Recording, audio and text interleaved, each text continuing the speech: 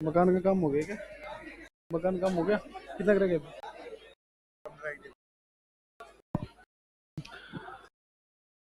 हाँ जी, आ गए सभी।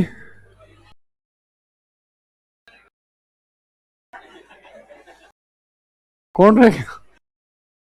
बेचारा ने चेहरा बोलने के बाद इतना शरीफ बना था, पर आज पहले दिख गया और अब शरीफ बनने की कोशिश कर रहा। हाँ, क्या कर रहे थे?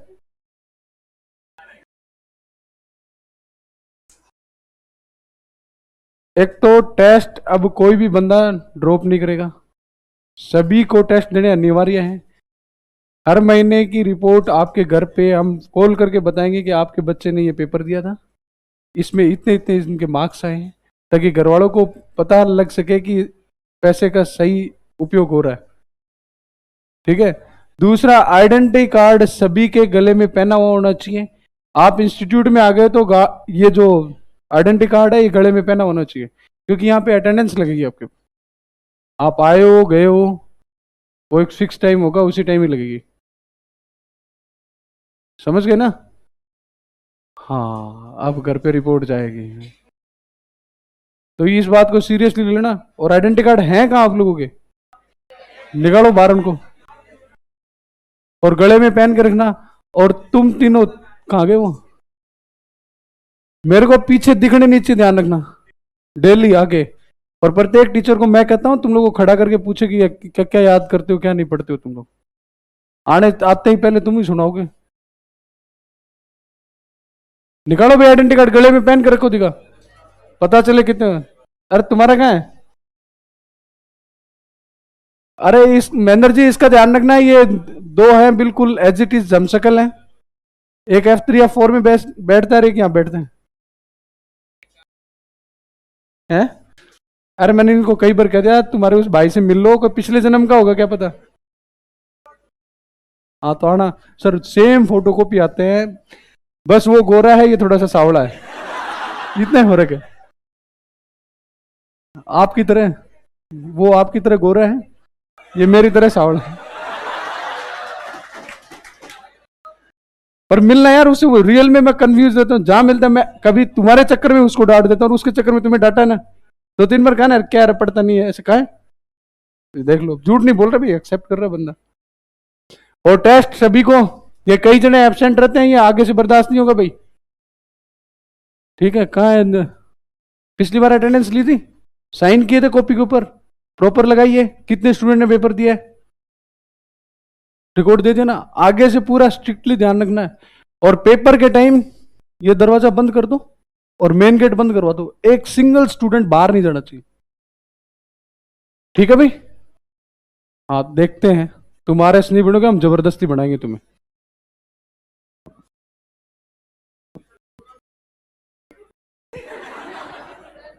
मतलब अरे, शर्म आनी चाहिए, ये क्वेश्चन लास्ट में पूछ लेते, सामने पूछ रहे हो।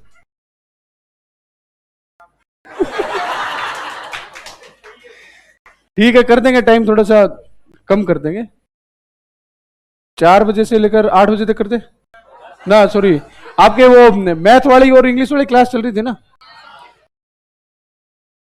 तो एक दो दिन शायद हो सकता है टाइम ऊपर नीचे हो जाए, बाकी कर देंगे, चलो कल से कर देंगे। इंग्लिश 1 घंटे 1 घंटे मैथ चलने दे।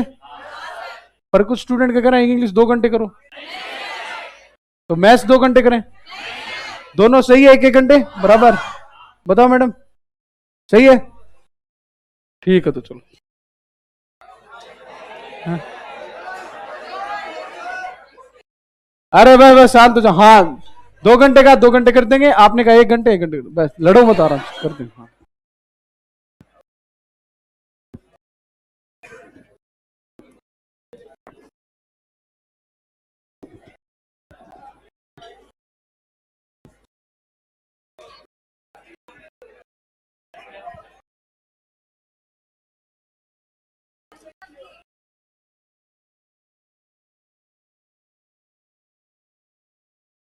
नवीन जी, ये वाली आपकी फाइल रह गई।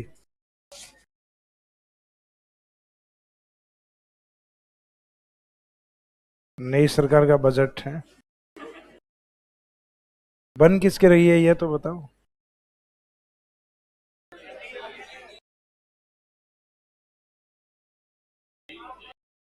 कहीं यूपीए कह दे कि भाई आ जाओ 30-40 जने आ जाओ और प्रधानमंत्री बना देंगे, हो सकता है क्या? नहीं होगा। रंगा बिला ने पहले सेट कर रखा है सब।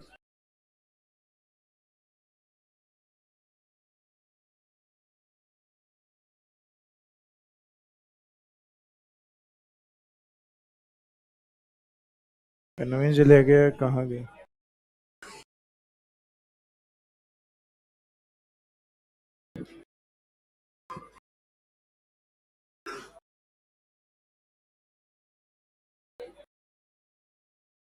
क्या मैं ही ले गया क्या?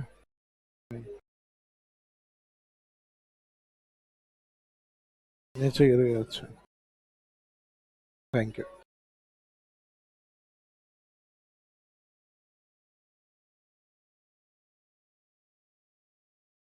हाँ जी। लास्ट में जो साइंटिफिक सोइल अपन ने स्टार्ट की, पहले तो आप सबको थैंक यू ज्योग्राफी वाली बात उठाने के लिए। मैं भी यही चाहता था। तो जो एरिडी सोल है इसमें क्लाइमेट कैसी है, तो एक तो इनमें एरिया तो लगभग सोइल का अपने को समझ में आ रहा है। जैसे इसमें राजस्थान के बड़े जिले हैं, लगभग पश्चिमी राजस्थान वाला पार्ट है वो एरिडी सोल, क्लाइमेट भी समझ में आ रही है एरिड। ये शुष्क जलवायु में, ये दोनों में रहती है, एरिड और सेम एरिड। इस कारण इसका एरिया ज्यादा में। इन तीनों सॉइल में एक कॉमन क्लाइमेट है, humid climate, humid climate and humid climate, आर्द्र आर्द्र आर्द्र। इसमें साथ में एक शब्द यूज होगा रावली वाला, उपाद्र आर्द्र। इसमें जो डिस्ट्रिक्ट होते हैं मुख्यतः मेवाड़ वाले जिले हैं, इसमें उदयपुर, राजसमंद, चित्तौड़, भीलवाड़ा। एक डिस्ट्रिक्ट इसमें पाली भी होता है। पाली के कारण इसमें क्लाइमेट होगी सेमी एरिड और इधर के कारण होगी ह्यूमिड। तो ये अर्ध शुष्क और आर्द्र जलवायु, तो आर्द्र तो तीनों में रहेगी। तो आदर के अकॉर्डिंग डिफाइन ही नहीं हो पाएगा, साथ में क्या शब्द है उससे डिफाइन होगा। तो ये उपादर आदर, ये अर्धशुष्क आदर, और ये आदर और अति आदर। यानी ह्यूमिड के साथ ये वेरी ह्यूमिड, ये ह्यूमिड के साथ सेमी एरिड, अर्धशुष्क और आदर, और ये रहेगी ह्यूमिड के साथ सब ह्यूमिड, उपादर और आदर। तो इसमें अरावली वाली यूज करनी है, फिर आदर। इसमें सेमी एरिड डेजर्ट वाली, उसके बाद में आदर। और इसमें आदर के साथ क्या यूज करना है, अति आदर। तो इनमें एग्जाम में आपको इन सोइल के नाम और इनके आगे क्लाइमेट जोन दिए जाते हैं, तो जलवायु से सुमेलित करवाया जाता है, यानी क्लाइमेट और सोइल वाले टॉपिक को इसमें मिक्स किया जाता है। तो क्लाइमेट अपना ऑलरेडी पढ़ा हुआ है, तो समस्या नहीं है अपने कि एरिड क्लाइमेट में ये दोनों में रहेगी, एरिड सेमी एरिड, यानी इधर वाली भी काउंट करनी है। ये ह्यूमिड वाली, इसमें सब ह्यूमिड एंड ह्यूमिड। ये ह्यूमिड वाली, लेकिन इसमें सेमी एरिड एंड ह्यूमिड, अर्ध शुष्क एवं आर्द्र। और ये ह्यूमिड के साथ वेरी ह्यूमिड, ये अति आर्द्र, झालावाड़ इसमें रहेगा। सुरई वाला पार्ट इस साइड में, जो राजस्थान का सेमेरिड वाला पार्ट है। क्लाइमेट के तौर पे सुरई को अपन किस में काउंट करते हैं, सामान्यतः शुष्क और अर्ध शुष्क के अलावा जो नेक्स्ट वाला पार्ट होता है उसमें काउंट करते हैं, आर्द्र के अंदर। और सोइल के अंदर सुरई वाला जो पार्ट है ये मुख्यतः एंटी सोल वाली टाइप की जो मिट्टी होती है उसके अंदर। बाकी इसमें डिस्ट्रिक्ट के ग्रुप दिए जाते हैं, उन ग्रुप से डिसाइड होता है मेन। जैसे फॉर एग्जाम्पल इस साइड में जो ग्रुप दिए जाएंगे, जिसमें लगभग आपके मेवाड़ वाले जिले और इनके साथ एक पाली डिस्ट्रिक्ट रहेगा, और इसी के साथ अपना एक रहेगा वागड़ वाला एरिया। तो मेवाड़ और वागड़ एरिया में किस प्रकार की मिट्टी को माना गया है, इंसेप्टिसोल। हाड़ौती वाले एरिया में कौन सी है, वर्टिसोल। और मुख्यतः मैदानी भाग वाले जिलों में अल्फिसोल। तो एरिया का तो लगभग आइडिया, डायग्राम बनाए उसके साथ लगभग आइडिया लग जाता है अपने को। तो राजस्थान के सदन में जो इंसेप्टिसोल वाला जो पार्ट, ये राजस्थान के सदन वाले पार्ट में मेवाड़ और वागड़ को कवर करते हुए, वर्टिसोल हाड़ौती को कवर करते हुए पूर्वी मैदान को कवर करेगा अल्फिसोल, एरिड सेमेरिड दोनों को कवर करेगा एंटीसोल, और जहां कम वर्षा होती है उसको एरिडिसोल। तो एक तो ये एरिडिसोल, इंसेप्टिसोल, अल्फिसोल, फिर नीचे इंसेप्टिसोल, उसके बाद में वर्टिसोल। तो पढ़ने का सीक्वेंस ये रहेगा, फर्स्ट सेकंड थर्ड, लास्ट में fourth and fifth, 1 2 3 4 and 5। First heading में लीजिएगा एरिडिसोल।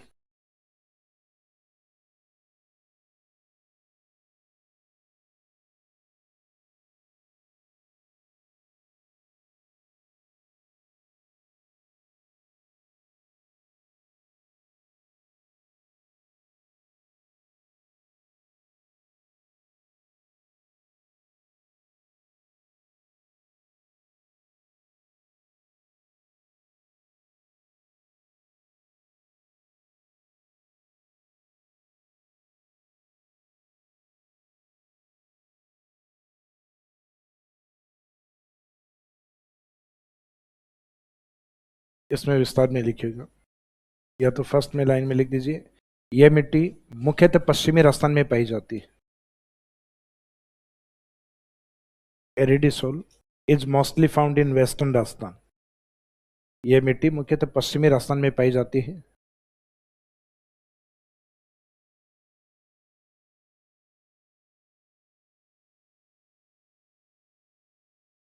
जिसका विस्तार which is extend in J B B J, यानी जो बड़े जिले हैं उनके नाम, Jaisalmer, Bikaner, Barmer and Jodhpur. Which is extend in Jaisalmer, Bikaner, Barmer and Jodhpur. जिसका विस्तार कौन कौन से जिलों में है? जैसलमेर, बीकानेर, बाड़मेर एंड जोधपुर। फिर जिन एरियाज में पाई जाती है उसके क्लाइमेट कैसी मानी गई है? तो इसी के नाम से ही मानी गई, लगभग एरिड। तो नेक्स्ट में लिखिए क्लाइमेट।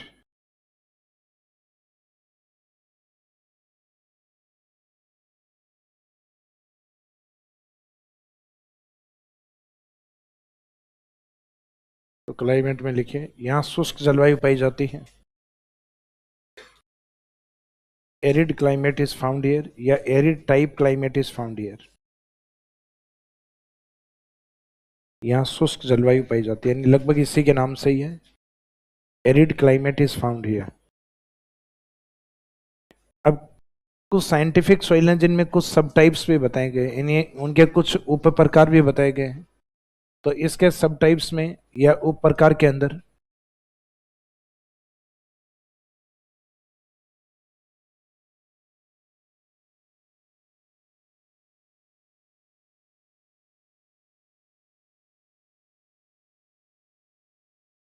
जिसमें कैल्शियम अधिक होता है उसको बोला गया है कैल्सियोर्थिड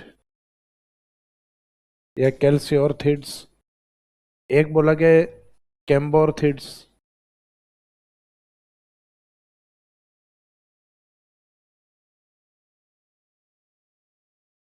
एक बोला गया है पेलियोर्थिड्स।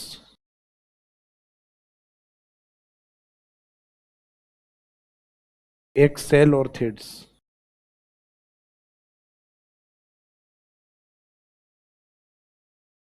सेलोर्थिड्स में ले और आ को जोड़ के सेलोर्थिड्स पे लिख सकते हैं इसको।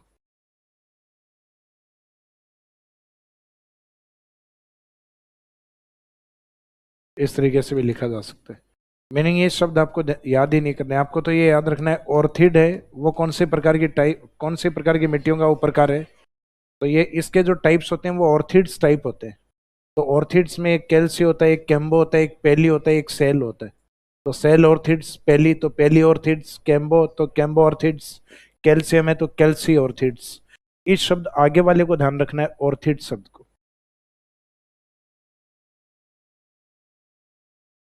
तो ये ऑर्थिड सब में कॉमन रहेगा इसमें। अब कैल्शियम है तो इसका मीनिंग वो कैल्सी ऑर्थिड्स, नेक्स्ट वाली है वो कैम्बो ऑर्थिड्स, नेक्स्ट है पेली ऑर्थिड्स, लास्ट वाली है सेल ऑर्थिड्स। सेल, सेल के बाद में आगे ओ वाला ये रहेगा सेम ऑर्थिड्स।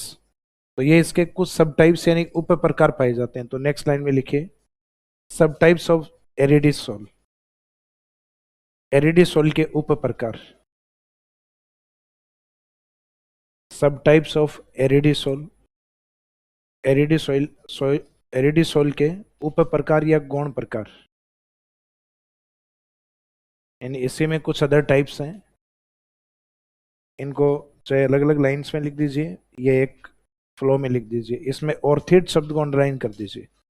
मीनिंग है नामों को रटने की आवश्यकता नहीं, क्योंकि मेंस में नहीं लिखने अपने को, प्रीलिम्स के अकॉर्डिंग याद होने चाहिए कि ऑर्थिड किस में शामिल हैं। तो एरिडीसोल के टाइप, तो कैल्सी ऑर्थिड्स, कैम्बो ऑर्थिड्स, नेक्स्ट पेली ऑर्थिड्स, लास्ट में सेल ऑर्थिड्स या सेल ऑर्थिड्स, सेल या सेल ऑर्थिड्स।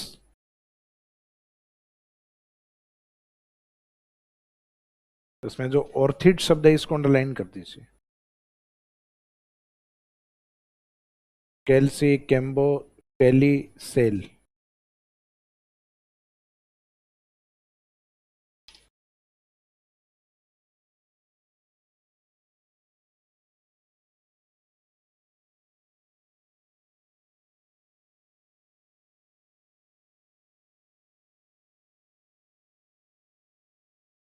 अब इसके बाद में नेक्स्ट है एंटी सोल।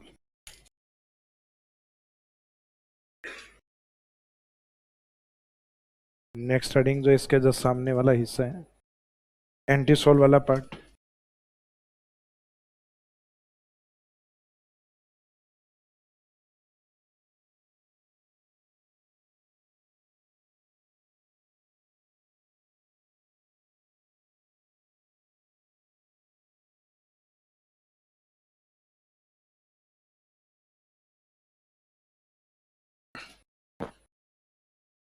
तो ये वाली जो मिट्टी होती है मुख्यतः राजस्थान का जो नॉर्थ वेस्ट पार्ट है उत्तरी पश्चिमी मरुस्थल है उस पूरे में ही पाई जाती है। यानी एरिडी वाले एरिया में थोड़ी कम होती है, बाकी सेमीरिड वाले पार्ट में ये अधिक होती है, मिलेगी दोनों तरफ ही। इसका इसके क्लाइमेट में हम दोनों ही शब्द यूज करते हैं कि मुख्यतः किस क्लाइमेट में, तो ये एरिड एंड सेमी एरिड, यानी मुख्यतः शुष्क एवं अर्ध शुष्क जलवायु दोनों में पाई जाती। तो ये तो क्लाइमेट वाला सब। अब एरिया लगभग इससे समझ में आ गया कि राजस्थान का नॉर्थ वेस्ट डेजर्ट है उस पूरे में मिलती है लगभग, लेकिन पश्चिमी राजस्थान में केवल एंटी सोल पाई जाती है, तब गलत रहेगा क्योंकि एरिडी सोल भी होती, लेकिन मोस्टली एरिया में यही होती है। तो इसमें लिखिएगा entisol is mainly extent या mostly extent in northwest part of Rajasthan. Antisol is mostly extent in northwest part of Rajasthan. Antisol मुख्यतः राजस्थान के उत्तरी पश्चिमी भाग में पाई जाती है।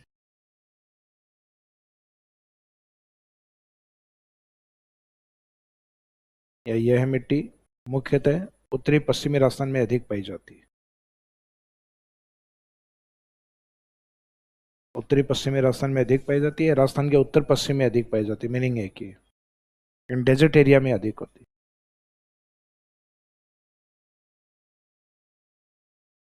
तो इसमें डिस्ट्रिक्ट लिखने की आवश्यकता नहीं, लगभग सभी डेजर्ट डिस्ट्रिक्ट में होती है। इसका नहीं, राजस्थान में सबसे ज्यादा मिलती है मिट्टी।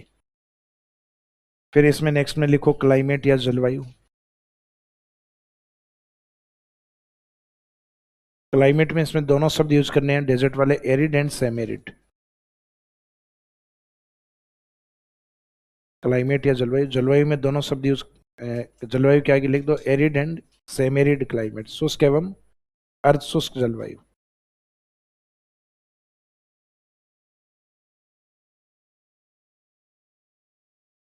तो क्लाइमेट इस सॉइल की मुख्यतः, यानी जिस क्लाइमेट में ये होती है एरिड और सेमी एरिड दोनों में होती है। अब विशेष बात है कि राजस्थान में जितनी वैज्ञानिक मिट्टियां सबसे ज्यादा यही है उसमें, तो इसमें लास्ट में नोट में लिखिएगा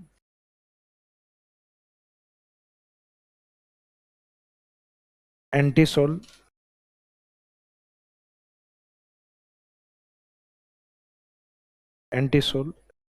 राजस्थान में सर्वाधिक पाई जाती है। यानी जो 5 टाइप हैं वैज्ञानिक मिट्टियों उनमें सबसे ज्यादा यही होती है। Entisol is mostly found in Rajasthan state.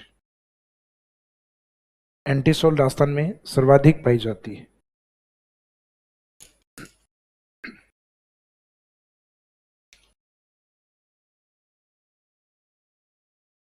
Entisol Rajasthan में सर्वाधिक पाई जाती है।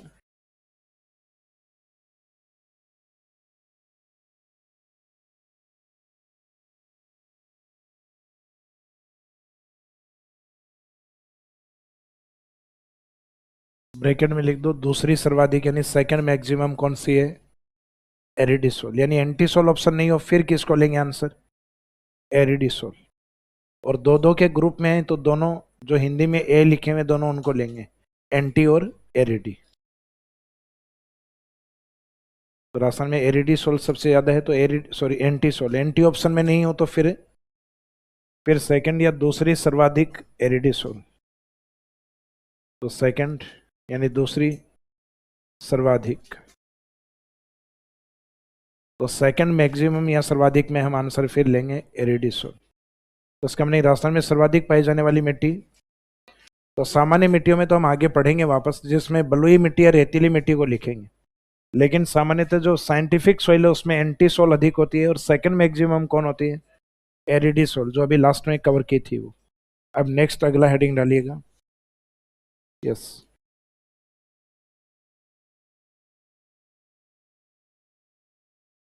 बाकी शब्दों के मीनिंग डिफाइन नहीं किए हुए, यानी कहीं ना कहीं ये एलिमेंट्स के नाम है और ये लैटिन भाषा के शब्द हैं, तो इनके मीनिंग नहीं दिए हुए, तो इसके लिए पहले लैटिन सीखनी पड़ेगी। क्या समझने नहीं है, लिखने हैं। और फिर एलिमेंट या तत्व है उसके अकॉर्डिंग लिखा गया है, मीनिंग शब्दों के मीनिंग नहीं लिखे हुए तो अपने को भी पीछे नहीं पड़ना, क्यों लैटिन सीखनी है भाई। जैसे सोलम शब्द का मीनिंग दिया हुआ है, तो उसका मीनिंग आपको बता दिया कि सोलम का मीनिंग होता है सरफेस पार्ट, सतह पे पाए जाने वाला, उससे सोइल शब्द निकला हुआ है। अब वो अपने से ये भी नहीं पूछने वाले सोल का मीनिंग क्या है, लेकिन ये जनरली लिखा हुआ है ज्योग्राफी में, इसलिए डिफाइन कर दिया अपन। अब जिन शब्दों के मीनिंग, क्योंकि कहीं ना कहीं हर शब्द का मीनिंग है, जैसे पचपदरा है तो पचपदरा का कोई ना कोई मीनिंग है, तो मीनिंग है कि वो टॉपिक अपना रिसर्च का पार्ट नहीं है भाई। पचपदरा पे मेरा 200 250 300 पेज का कोई रिसर्च किया हुआ होता तो मैं पूरा पचपदरा के बारे में बताता कि पचपदरा इन 6 गांवों को टच करता है, पचपदरा में इस दिन नमक उत्पादन करना स्टार्ट किया था और इसमें वर्तमान में इतना टन नमक उत्पादित होता है, तो वो चीजें अपना रिसर्च का पार्ट होता है। तो हर एक शब्द अपना रिसर्च का पार्ट नहीं है। ऐसे रिसर्च करोगे तो बाद में सिर्फ एक चैप्टर जीवन में पढ़ पाओगे। जैसे जो साइंटिस्ट बने हैं ना, तो अपनी जरूरत है, बाद में अगर इस तरीके से रिसर्च करना स्टार्ट कर दिया तो इसरो नासा वहां अपनी जरूरत ज्यादा है, क्लास में कम है अपनी। मीनिंग इन शब्दों के मीनिंग नहीं लिखे हुए, तो नहीं लिखे हुए तो हर शब्द का मीनिंग भाई जानना अपनी उत्सुकता है, मानव स्वभाव में है, लेकिन अपने को हर शब्द का मीनिंग मिल जाए मुश्किल है। उसके लिए कई लैंग्वेज पढ़नी होती है, क्योंकि सारे शब्द हिंदी में नहीं है। ये वर्गीकरण है यूएसडी डिपार्टमेंट का लैटिन भाषा में, तो लैटिन में जो शब्द लिखे हुए एज इट इज अपने को, जैसे अब इनके हिंदी में कोई शब्द लिखवा ही नहीं रहे अपन, हिंदी में भी वही लिख रहे हैं जो इंग्लिश वर्जन में जो लिख रहे हैं, और वास्तव में ये इंग्लिश वर्जन भी नहीं है। शब्द हालांकि लिखने में अपने इंग्लिश में लिख रहे हैं, लेकिन वो रोमिंग मीनिंग है। जैसे राम है तो राम या रामाज, भाई वो इंग्लिश शब्द है, लेकिन अगर उसका लैटिन भाषा में कोई शब्द है तो वो भी, जैसे मैं घर जाता हूं तो मैसेज में आप टाइप करते हो ना MAIN, तो ये मैं घर, अब देखने में तो इंग्लिश है लेकिन ये रोमिंग इंग्लिश है, जैसा है एज इट इज वैसा लिख देना। तो एरिडी सोल ये इंग्लिश नहीं है, इंग्लिश तो एरिड सोइल होना चाहिए था, यानी शुष्क मिट्टी। अब एरिडी सोल है वो लैटिन शब्द है, तो उस लैटिन को एज इट इज लिखा, अपन ने रोमिंग इंग्लिश में लिखा है। तो ये देखने में आपको इंग्लिश शब्द लग रहे हैं, इंग्लिश में लिखे हुए हैं, लेकिन रोमिंग इंग्लिश का पार्ट। तो इसमें नेक्स्ट लिखिए।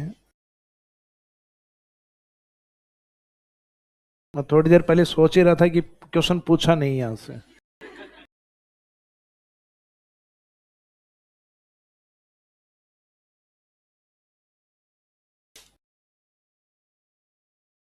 नेक्स्ट है अल्फिसोल। इसमें लिखिए, यह मिट्टी मुख्यतः राजस्थान के पूर्वी मैदान में अधिक पाई जाती है। Alfisol is mostly found in eastern plain of Rajasthan. यह मिट्टी मुख्यतः राजस्थान के पूर्वी मैदान में अधिक पाई जाती है। Alfisol is mostly found in eastern plain of Rajasthan. यह मिट्टी मुख्यतः राजस्थान के पूर्वी मैदान में अधिक पाई जाती है, तो ईस्टर्न प्लेन को अंडरलाइन कर दीजिए इसमें। अब पूर्वी मैदान में क्लाइमेट तो अपने को पता है कि ह्यूमिड, तो इसमें शब्द यूज होगा, सब में होगा ह्यूमिड। अब लेकिन एक क्लाइमेट इसमें अरावली वाली यूज होगी, तो अरावली वाली कौन सी है? सब ह्यूमिड। और मैदान वाली कौन सी है? ह्यूमिड। तो यहाँ पे जलवायु या क्लाइमेट में लिखेगा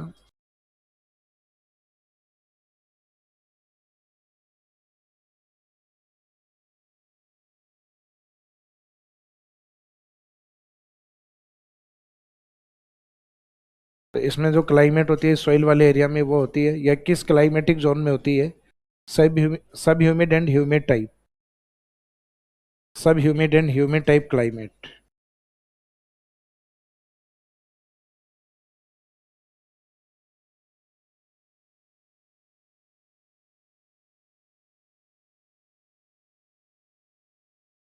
तो इसमें सिर्फ एक तो एरिया ध्यान रखना है और क्लाइमेट किस प्रकार की। तो ये वाला तो अपना सीक्वेंस हो गया, ये ऊपर वाला।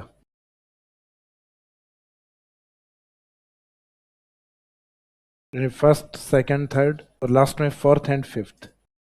तो ये थी एरिड वाली, तो एरिडिसोल, ये एंटीसोल मैक्सिमम, ये अल्फीसोल, ये नीचे की ओर है इन, ये रहेगी इन और ये रहेगी वर्टी। तो नेक्स्ट इनसेप्टिसोल।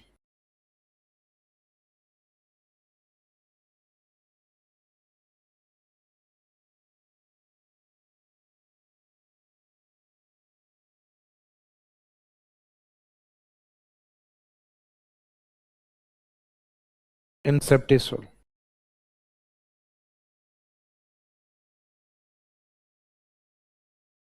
इसमें लिखे यह मिट्टी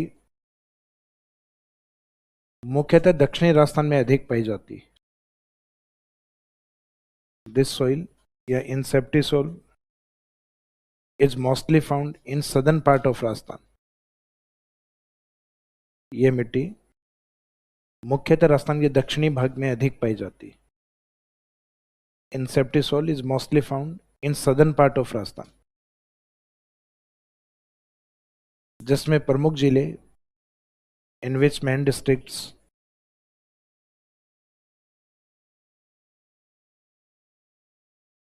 जिसमें प्रमुख जिले, तो इसमें एक तो जो अपने मेवाड़ वाले जिले होते हैं वो मेवाड़ वाले लिख दो, उनके साथ पाली भी लिखना, और एक इसमें वागड़ वाले जिले लिख दो, माही बेसिन वाले। तो मेवाड़ वाले में एक तो ये आरबीसी वाले जिले हैं जिनमें उदयपुर भी शामिल करना है, और लास्ट में एक पाली भी लिखना है इसमें। तो पाली के अकॉर्डिंग इसके क्लाइमेट क्या लिखेंगे अपन, सेमी एरिड, अर्ध शुष्क और आर्द्र। तो मेवाड़ वाले में अपने राजसमंद, भीलवाड़ा, चित्तौड़,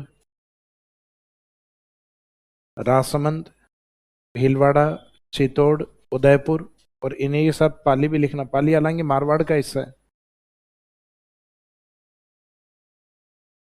और फिर वागड़ वाले में माही बेसिन वाले लिख दीजिए।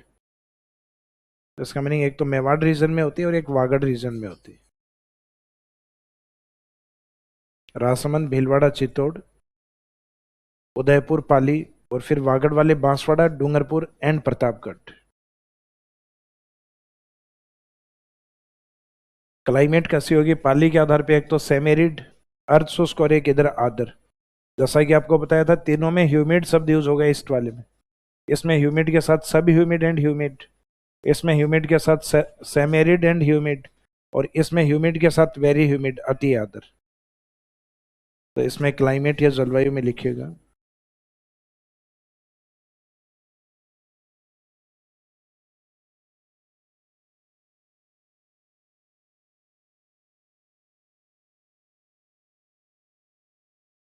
क्लाइमेट या जलवायु में सेमेरिड एंड ह्यूमिड।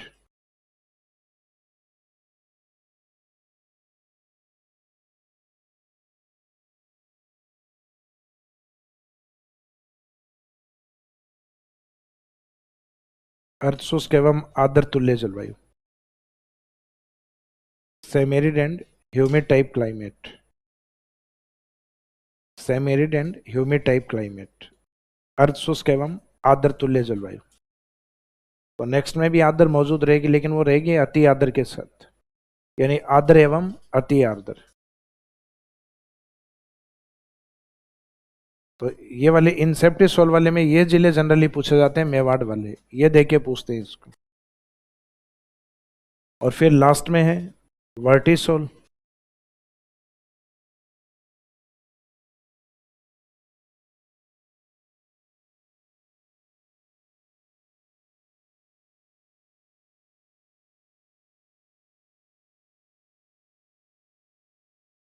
तो वर्टिसोल एक तो राजस्थान के किस भाग में पाई जाती है, तो दक्षिणी पूर्वी राजस्थान।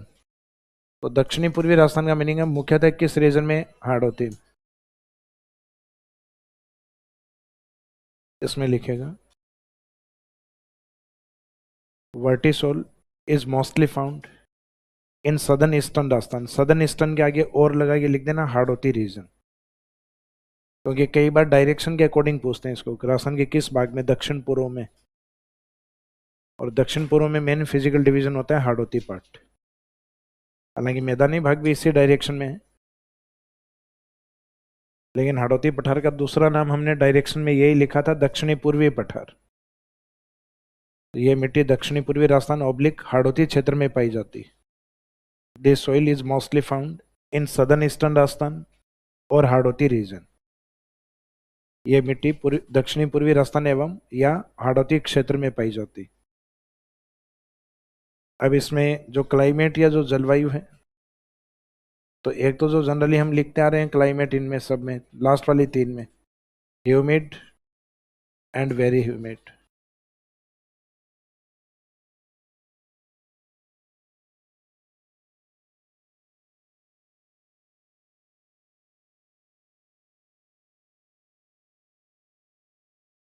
तो इसमें लिखिए humid and very humid type climate. आर्द्र एवं अति आर्द्र, अच्छा उप लिख दिया क्या, वेरी गुड। आर्द्र एवं अति आर्द्र, humid and very humid type climate, आर्द्र एवं अति आर्द्र तुल्य जलवायु।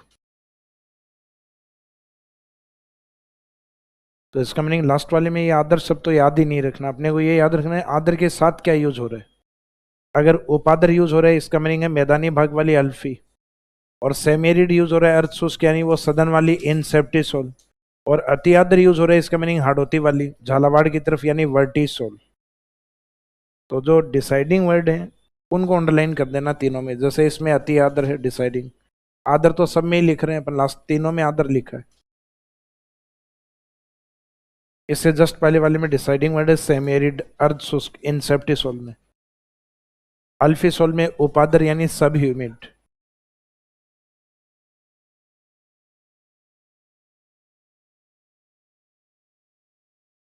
तो ये अपने साइंटिफिक सॉइल कंप्लीट। साइंटिफिक के बाद में राजस्थान में एक सामान्य वर्गीकरण हम कवर करेंगे, वो कोई संस्थागत नहीं है। जैसे राजस्थान की मिट्टियों को आईसीआर वाला जो वर्गीकरण है इंडिया में, अगर वहां से कुछ मिट्टियों को हम कवर करें तो आईसीआर ने भारत में जो 8 प्रकार की मिट्टी मानी है, तो उसमें एक तो हिमालय की मिट्टी को उन्होंने बोला है पर्वतीय मिट्टी, माउंटेन सॉइल। हिमालय से आने वाली जो नदियां हैं जो जल के द्वारा कौन सी मिट्टी बिछाती हैं, एलुवियल सॉइल या जलोढ़ मिट्टी। भारत के प्रायद्वीप पठार पे कैसी मिट्टी मानी गई है, ब्लैक सॉइल या काली मिट्टी। तो भारत में जो मुख्य मिट्टी है एक तो पर्वतीय, जलोढ़ मिट्टी, ब्लैक सॉइल, काली मिट्टी। भारत का जो साउथ ईस्ट वाला पार्ट है जहाँ मुख्यतः आयरन अधिक पाया जाता है, ओडिशा वगैरह इस क्षेत्र में, छत्तीसगढ़ वाले पार्ट में, तो वहाँ आयरन ऑक्साइड के कारण मिट्टियों का रंग कैसा होता है, लाल, और पानी ऐड होने के बाद ये पीली दिखाई देती है जलीयोजन के बाद। इनको कहते हैं लाल मिट्टी या लाल पीली मिट्टी, रेड येलो सॉइल। तो ये ब्लैक सॉइल, और इस साइड में मिलेंगे आपको भारत के इस साइड में छोटा नागपुर से सदन की तरफ ये रेड येलो सॉइल या रेड सॉइल। फिर भारत के इस पश्चिमी तट के ऊपर महाराष्ट्र, कर्नाटक, केरल इस साइड में जो मिट्टी पाई जाती है जो मुख्यतः हॉर्टिकल्चर यानी बागवानी फसलों के लिए इंपॉर्टेंट है, इसको कहा जाता है लेटेराइट सॉइल। लेटेराइट ये लैटिन भाषा का शब्द है जिसका मीनिंग होता है ईंट जैसा। ईंट जैसी मिट्टी होती है और पानी या निक्षालन या लीचिंग के बाद, पानी से धुलने के बाद ये चिकनी होती है मक्खन की तरह। और ये मुख्यतः जिसमें कॉफी का उत्पादन, नारियल का उत्पादन, इसका मीनिंग जो हॉर्टिकल्चर या बागवानी फसलें या गन्ने का उत्पादन वो अधिक होता है। या इसी प्रकार की मिट्टी अपने असम में पाई जाती है जिसमें चाय का उत्पादन।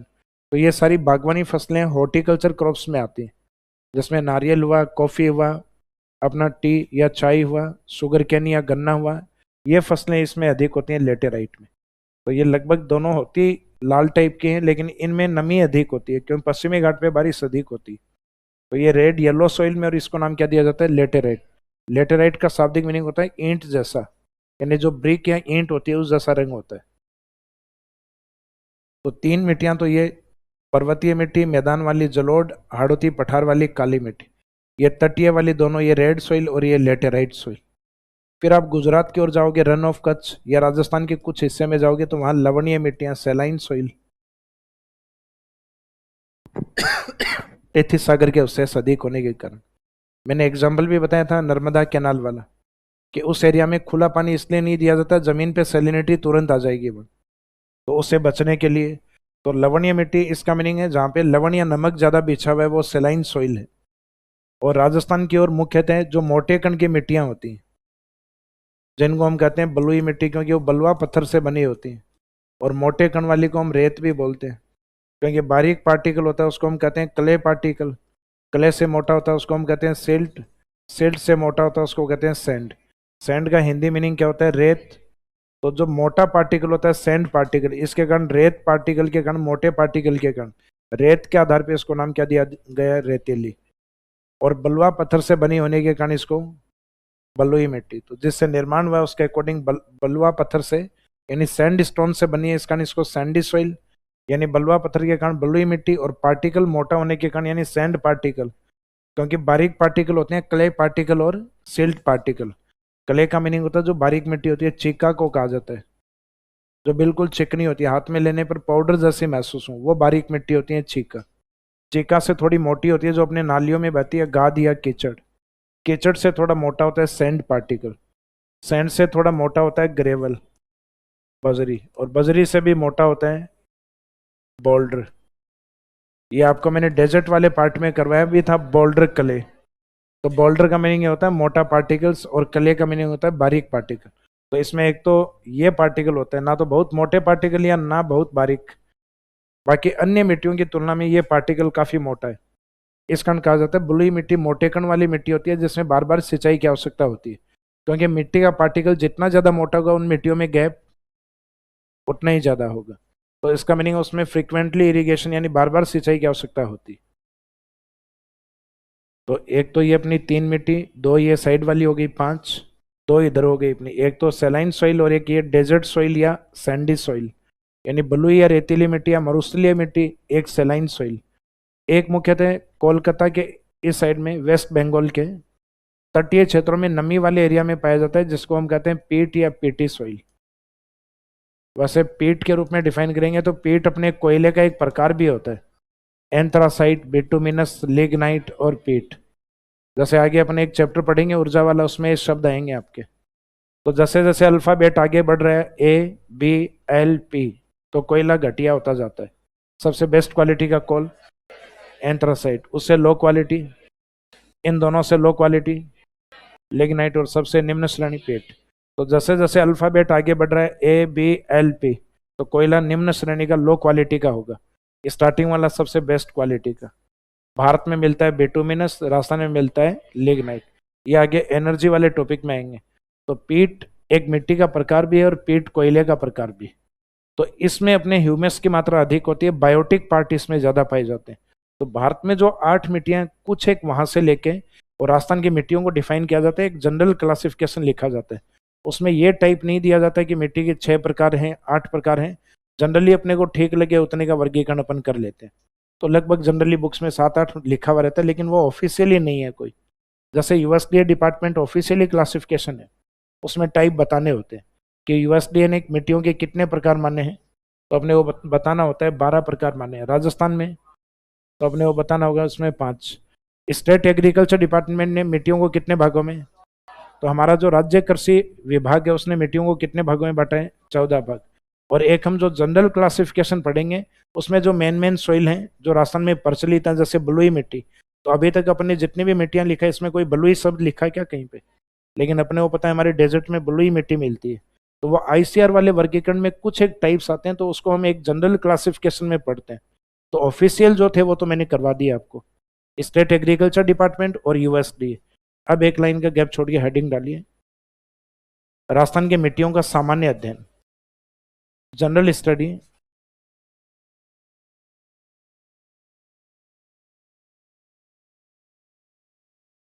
General study of soils of Rajasthan state, Rajasthan के मिट्टियों का सामान्य वर्गीकरण या सामान्य अध्ययन, राजस्थान के मिट्टियों का सामान्य अध्ययन।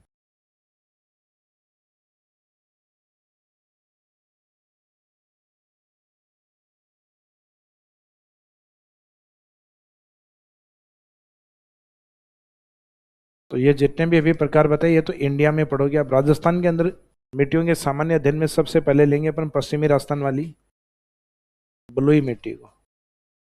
ये बलुई इसलिए बलुआ पत्थर से बनी है और मोटा कण होता है इसका रेत।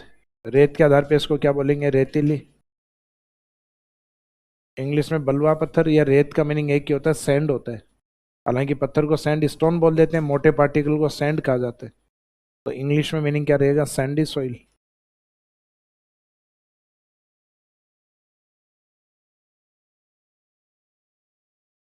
सैंड से सैंडी सॉइल।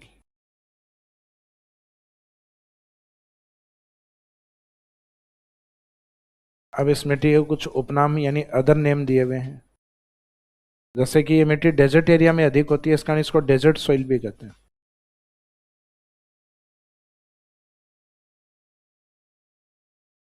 मरुस्थलीय मिट्टी।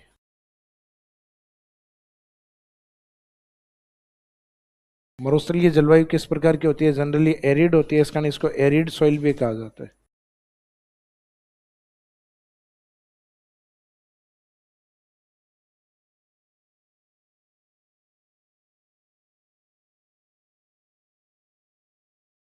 इस मिट्टी में पार्टिकल्स मोटे होने के कारण बार बार सिंचाई की आवश्यकता होती है। जैसे सुबह फुहारे चलाए और तेज धूप है तो शाम को खेत वापस आपको सूखा हुआ मिलेगा, तो घर वाले आके ये पूछें फुहारे क्यों नहीं चलाए? तो इसका मीनिंग है कि इसमें पार्टिकल्स में पानी तुरंत नीचे बैठ जाता है प्लूटोनिक पार्ट में, पानी का रिसाव बहुत तेजी से होता है। जैसे ब्लैक सॉइल होती है, ब्लैक सॉइल चिकनी मिट्टी होती है, जैसे उनमें पानी डालोगे मिट्टी चिपक जाती है, पानी को होल्ड कर लेती है, रोक लेती है वो। जैसे अपने तालाब के अंदर आपने मिट्टी को देखा होगा, कभी ब्लैक सॉइल टाइप होती है, क्योंकि उसके कण बहुत चिकने होते हैं। और जैसे तालाब वाले एरिया के पास में जाते हैं तो अपन कहते हैं भाई थोड़ा सा ध्यान से, क्योंकि पता चले भाई पाँव यहाँ जमीन पे थे और बाद में हवा में थे। तो मीनिंग है कि वो मिट्टियाँ चिकनी मिट्टी होती हैं, गीली होने के बाद पॉलीथीन की तरह काम करती हैं, पानी को होल्ड कर लेती है, रोक लेती हैं। तो तालाब वाले एरिया में जैसा अपना खेत में पानी बरसा उतना ही तालाब में बरसा था, भाई बारिश वहाँ पे भी उतनी हुई थी, लेकिन खेत का पानी सूख गया, तालाब का पानी नहीं सूखा। तो इसका मीनिंग है उस मिट्टी की वाटर होल्डिंग कैपेसिटी ज़्यादा है ब्लैक सॉइल की, जबकि सैंडी सॉइल की वाटर को होल्डिंग नहीं कर पाती, रोक नहीं पाती, क्योंकि गैप ज़्यादा होते हैं। इस कारण जहाँ सिंचाई करोगे पानी तुरंत नीचे बैठ जाता है।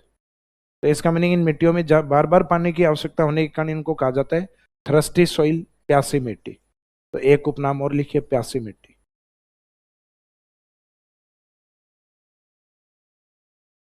थ्रस्टी सॉइल, प्यासी मिट्टी।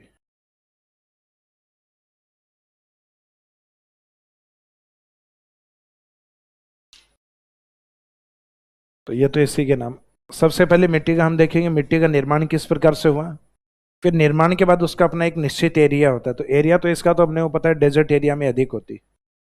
तो इसका मीनिंग इसका फॉर्मेशन किससे हुआ है, तो फॉर्मेशन भी लगभग इसके नाम से पता लगेगा आपको कि ये बलुआ पत्थर से बनी होती है, इस कारण इसका नाम क्या है? बलुई मिट्टी। यानी सैंड स्टोन है, सैंड स्टोन के इरोजन या उसके अपर्दन या उसके टूटने से बनती है। फिर कौन से जिलों में अधिक मिलेगी, तो सामान्य सी बात है डेजर्ट के जो बड़े जिले वहां अधिक मिलेगी, जैसलमेर, बीकानेर, बाड़मेर, जोधपुर। या लिख सकते हो पश्चिमी राजस्थान में अधिक, ब्रैकेट में लिख देना मैक्सिमम जैसलमेर, क्योंकि जो बड़ा जिला है वहाँ मैक्सिमम है। फिर उस एरिया में यानी इनमें अपने को कवर क्या करना है, एक तो मिट्टी का फॉर्मेशन या निर्माण कैसे हुआ है, तो सैंड स्टोन से।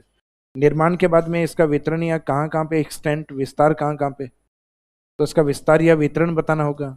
अब जिस एरिया में ये मिट्टी फैली हुई होती है उसके अंदर इसमें एग्रीकल्चर प्रोडक्शन यानी कृषि उत्पादन क्या है, तो एग्रीकल्चर प्रोडक्शन है वो भी बताने होते हैं।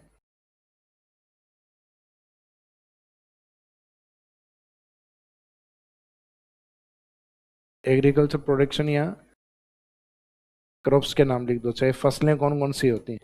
तो पश्चिमी राजस्थान में मुख्यतः खाद्यान्न के रूप में देखा जाए तो सबसे इंपॉर्टेंट है बाजरा। उसके बाद में कुछ अन्य फसलें देखो, चना भी अच्छा होता है बीकानेर चूरू के अंदर, बीकानेर की भूमि के अंदर मूंगफली भी अच्छी होती है।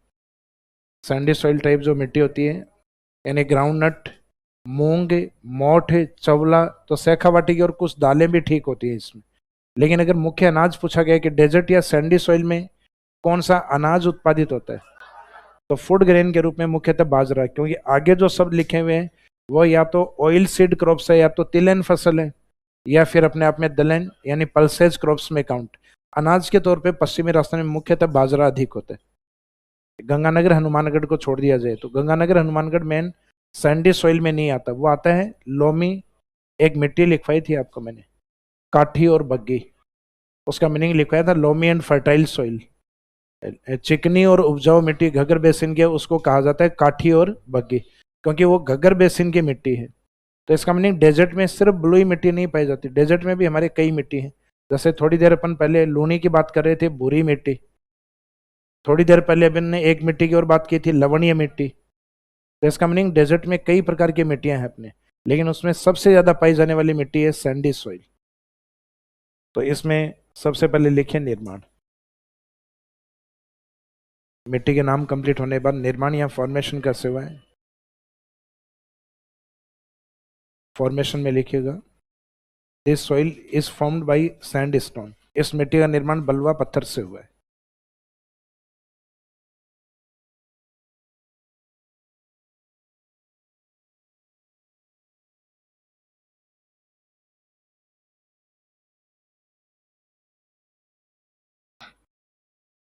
इस मिट्टी का निर्माण बलुआ पत्थर से हुआ है।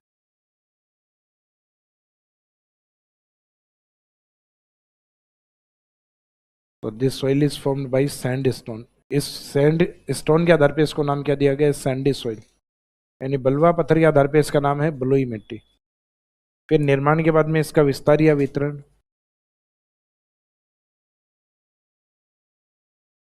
तो एक्सटेंशन या विस्तार में लिखिए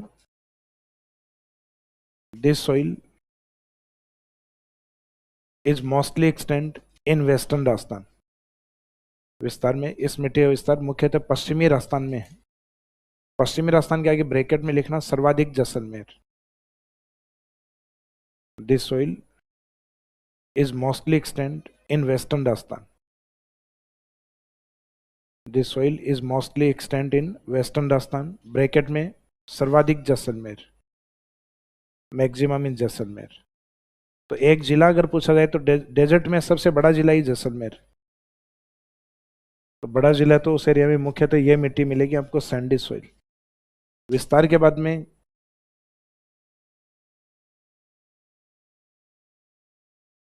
कृषि या फसल उत्पादन।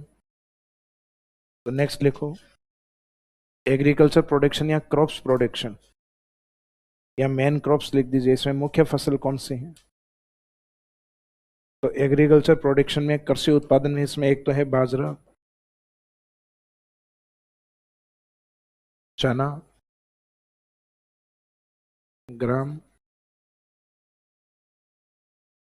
ग्राउंडनट, मूंगफली,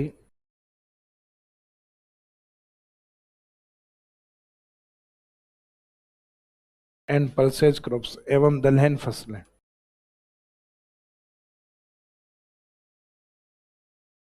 बाजरा, चना, हालांकि चने के अलावा और बहुत सारी दालें होती है, मूंग है, मोठ है, चंवला। तो दलहन फसलें भी खूब होती हैं शेखावाटी की तरफ इसमें।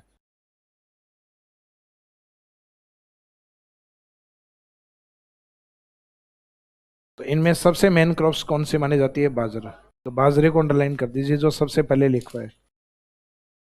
तो एग्जाम में जनरली यही दिया जाता है, बाजरा मुख्यतः कौन सी मिट्टी में अधिक बोया जाता है।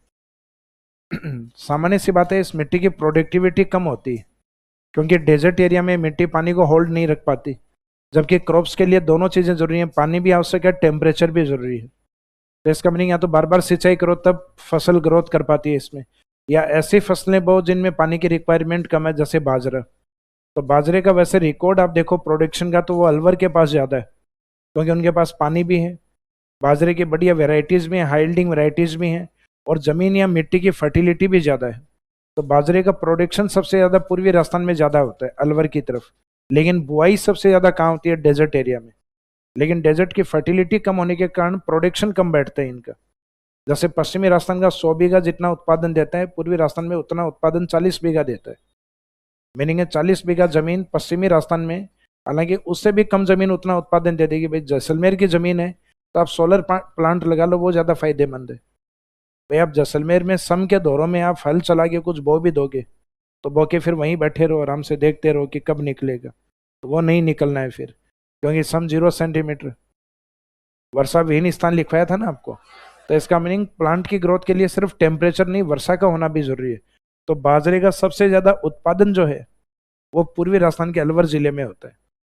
तो मीनिंग बाजरा यहाँ क्यों लिखवाया है कि यहाँ पे अगर हम किसी फसल को बोएं तो किसको बोएं, तो उसमें सबसे बेस्ट एग्जाम्पल बाजरा ही है।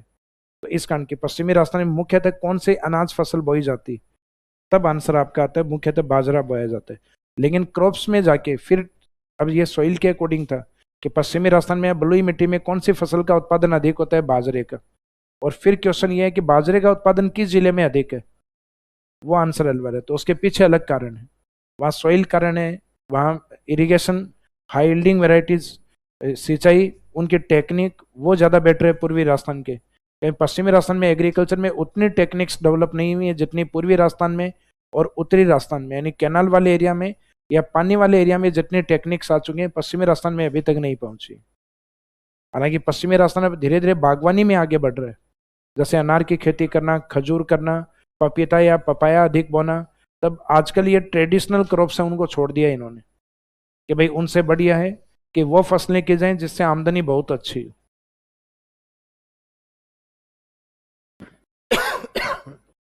कृषि उत्पादन के बाद में मिट्टी की विशेषताएं लिखिए।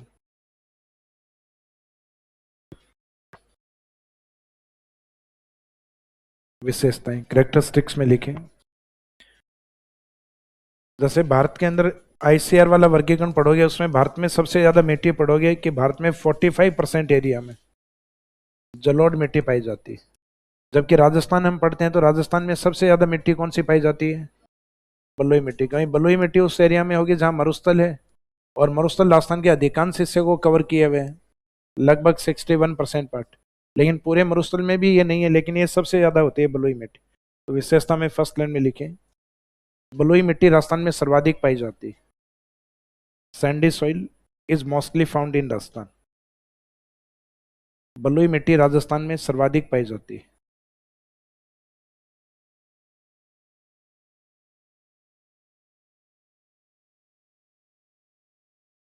बलुई मिट्टी राजस्थान में सर्वाधिक पाई जाती है।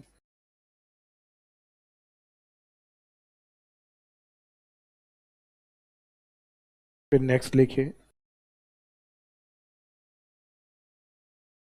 जैसा कि हमने एक से आपको मिट्टी लिखवाई थी ब्राउन सॉइल, ब्राउन सॉइल में एक शब्द यूज किया था कैल्सी, क्योंकि इस मिट्टी में कैल्शियम ज़्यादा होता है। तो नेक्स्ट लाइन में लिखिएगा, इस मिट्टी में कैल्शियम की मात्रा अधिक पाई जाती है।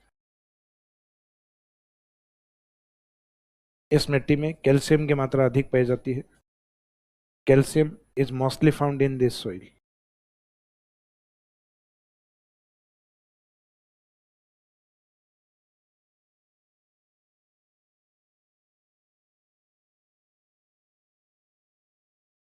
इस मिट्टी में कैल्शियम की मात्रा अधिक पाई जाती है। जैसे लवणीय मिट्टी होंगे उसमें हम लिखेंगे NaCl की मात्रा अधिक। लवण का मीनिंग NaCl होता है, सोडियम क्लोराइड होता है। अब इस मिट्टी के जो पार्टिकल हैं वो मोटे होते हैं, अन्य मिट्टियों की तुलना में मोटी मिट्टी होती है। तो नेक्स्ट पॉइंट में लिख दीजिएगा, इस मिट्टी के कण सर्वाधिक मोटे होते हैं।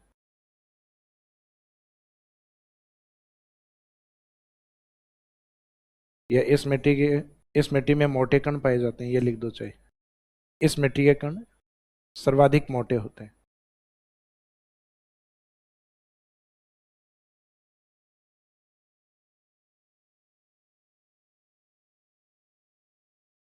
तो इसमें लिखिए, coarse particles are found in this soil. थोड़े मोटे और खुरदरे कण जो होते हैं वो इसमें अधिक पाए जाते हैं। बाकी जो बारीक कण होते हैं वो बिल्कुल चिकने कण होते हैं, बारीक मिट्टियां, और मोटी मिट्टी होती है वो थोड़ी खुरदरी होती है, जैसे बजरी है। सैंडी सॉइल रेतीली मिट्टियां हैं तो ये थोड़ी खुरदरी होती हैं, हाथ में लेके इनको महसूस करोगे तो अपने हाथ में महसूस होती हैं मिट्टियां। तो इसके कोर्स पार्टिकल्स यानी मोटे कण होते हैं। मोटे कण होने के कारण इसमें बार बार सिंचाई की आवश्यकता होती है, इसी कारण इसको नाम क्या दिया गया है, थ्रस्टी सॉइल। जो ऊपर नाम लिखवाया था ना प्यासी मिट्टी, तो प्यासी मिट्टी इसके मोटे कण के आधार पर इसका नाम है।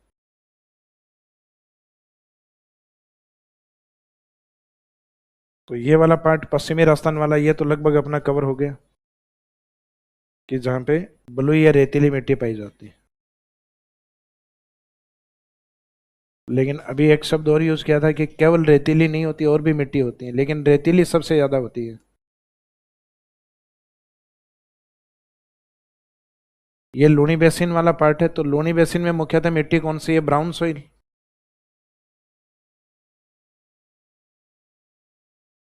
भूरी मिट्टी यहाँ अपन जनरल क्लासिफिकेशन में कवर करते हैं, इसमें भूरी के साथ आगे सेखावाटी वाली और कवर करते हैं। और शेखावाटी में आपको पता है कि बरखान के कारण इस साइड में भी सैंडी सॉइल फैली हुई, तो इसको पूरी को एक ही कैटेगरी में रखते हैं अपन, भूरी रेतीली मिट्टी, ब्राउन सैंडी सॉइल। तो ब्राउन तो हो गया अपना लूनी बेसिन और सैंडी हो गया अपना शेखावाटी एरिया। तो ये अपना ब्राउन सैंडी सॉइल भूरी रेतीली मिट्टी वाला पार्ट ये हो गया अरावली के जस्ट पास वाला सेमी एरिड डेजर्ट वाले पार्ट में। फिर इस क्षेत्र में जिन एरियाज में एरिड रीजन में यानी सूखे एरिया में जहाँ इरिगेशन ज़्यादा होती है, क्योंकि एरिड रीजन है तो सामान्य सी बात है मानसून कम आएगा, मानसून कम आएगा तो इसका मीनिंग इरिगेशन की अधिक आवश्यकता होती है। तो इरिगेशन अपने आप में एक आर्टिफिशियल अप्रोच होती है। भाई मानसून का आना वो तो नेचुरल है, अगर मानसून ही बेटर आ जाए तो इरिगेशन की आवश्यकता ही नहीं है। तो राजस्थान के किस भाग में सिंचाई ज़्यादा की जाती है? उत्तरी पश्चिमी भाग में इरिगेशन ज़्यादा होती है, क्योंकि इनकी मेन डिपेंडेंसी इरिगेशन या सिंचाई के ऊपर आधारित है। ये मानसून पर आधारित कम रहते हैं, मानसून काफ़ी वीक रहता है। तो एरिड रीजन में सूखे एरिया में जहाँ सिंचाई अधिक होती है उन एरिया में मुख्यतः पानी नीचे की ओर जाएगा, और उन एरिया में नीचे माइका सिस्ट है, और जैसे ही वो पानी वापस इवेपोरेट होगा, वाष्पीकृत होगा, तो वो ऊपर की ओर नमक को ले आता है। तो पश्चिमी राजस्थान में शुष्क क्षेत्रों में जहाँ अधिक सिंचाई होती है वहाँ व्हाइट लेयर बनती जाती है, जिसको हम कहते हैं सेलाइन सॉइल, लवणीय मिट्टियाँ। तो मिट्टी में लवणीयता का बढ़ना एक समस्या भी है, सेलिनिटी। मैंने आईजीएनपी में लिखवाया था उसके समस्याओं में। तो सेलिनिटी अपने आप में एक समस्या है, लवणीयता, और सेलाइन अपने आप में एक मिट्टी है, लवणीय। तो लवणीय मिट्टी भी होती है और लवणीयता समस्या भी होती है। तो ये मुख्यतः एक तो आईजीएनपी वाले एरिया में तेजी से बढ़ी है, और एक जालोर और बाड़मेर वाले एरिया में नेचुरल ऑलरेडी पहले से ही अधिक, क्योंकि यहाँ रन ऑफ कच्छ इसके टच में है। इस कारण हवाओं के द्वारा सेलिनिटी धीरे धीरे इस साइड में बढ़ती है। यहाँ तो नदी भी सरफेस पे चलते चलते ब्राइन वाटर में कन्वर्ट हो जाती है, लूनी लिखवाया था, आधी मीठी और आधी खारी। तो इसका मीनिंग इस साइड में जहाँ जहाँ पे सेलिनिटी एरिड एरिया में जहाँ जहाँ इरिगेशन अधिक होता है वहाँ व्हाइट लेयर बन जाती है। वो व्हाइट लेयर ये कहलाती है खार या लवणीयता। गाँव में कहते हैं जैसे जमीन पे नमक सा आ जाता है तो कहते हैं खार आ गई, तो वो खार होती है सेलाइन, यानी लवणीयता होती है, वो लवणीय मिट्टी होती है। तो यहाँ तीन प्रमुख मिट्टी, एक तो है सैंडी सॉइल रेतीली मिट्टियाँ अधिक, लूनी बेसिन और शेखावाटी में ब्राउन एंड सैंडी सॉइल मिला के ही बोला गया भूरी रेतीली मिट्टी, और जहाँ जहाँ नमक ऊपर आ गया उसको सेलाइन सॉइल, लवणीय मिट्टियाँ। सबसे कम उपजाऊ मिट्टी कौन सी होती है? लवणीय मिट्टी। बलुई मिट्टी उपजाऊ नहीं होती, सॉरी अनउपजाऊ नहीं होती, उसमें उपजाऊपन अच्छा होता है। उसमें वो फसलें जो कम पानी वाली होती हैं अच्छी उत्पादित होती हैं, जैसे दालें बहुत अच्छी होती हैं और बाजरा अधिक उत्पादित होता है। हालांकि दोनों में इनमें कंपटीशन करवाएंगे तब तो जलोढ़ का ही बेटर होगा, क्योंकि जलोढ़ की फर्टिलिटी सबसे ज़्यादा होती है। तो इन मिट्टियों में सेकंड लिखे लूनी बेसिन वाली, भूरी रेतीली मिट्टी, ब्राउन सैंडी सॉइल,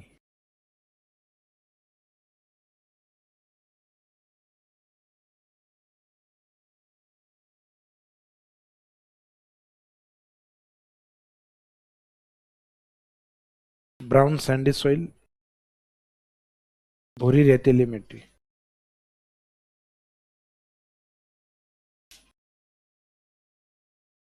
उपनाम कुछ नहीं है इसका। निर्माण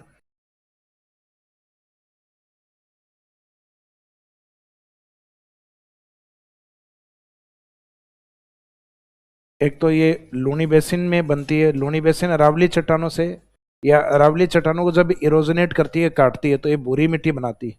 जैसे पूर्व में बनास देख लो, बनास भी भूरी मिट्टी बनाती है। फर्क ये होता है इसमें थोड़ा कलर ग्रे कलर का होता है, तो ग्रे ब्राउन बोलते हैं, और उधर वाली को येलो ब्राउन बोलते हैं। यहाँ अपने को ये शब्द यूज नहीं करने ग्रे, इसमें लूनी भूरी के साथ शब्द क्या यूज करना है? रेतीली। तो रेतीली तो कैसे बनेगी वो तो पता है, सैंड स्टोन से बनेगी। भूरी कैसे बनेगी? लूनी बेसिन में बनेगी। तो इसका जो निर्माण है लूनी बेसिन द्वारा और मुख्यतः बलवा पत्थर के द्वारा होता है। तो इसमें निर्माण में लिखिए लूनी बेसिन एवं बलवा पत्थर।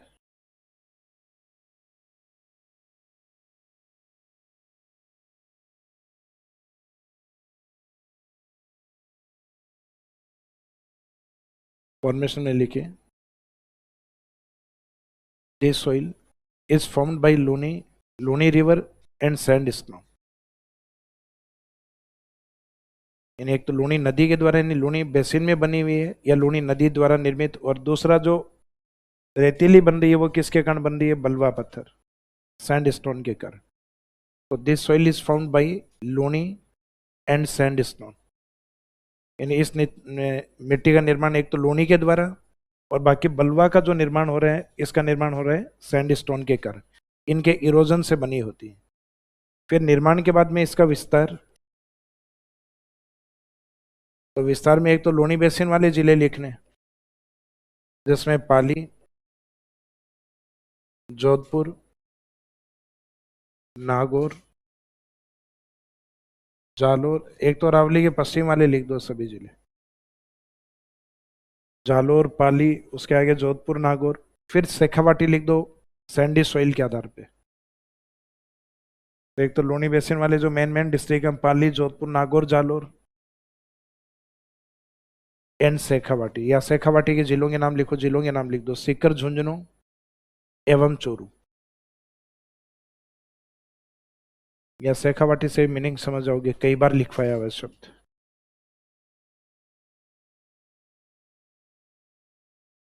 अब इसके बाद में फसल उत्पादन, क्रॉप्स प्रोडक्शन कौन कौन से हैं?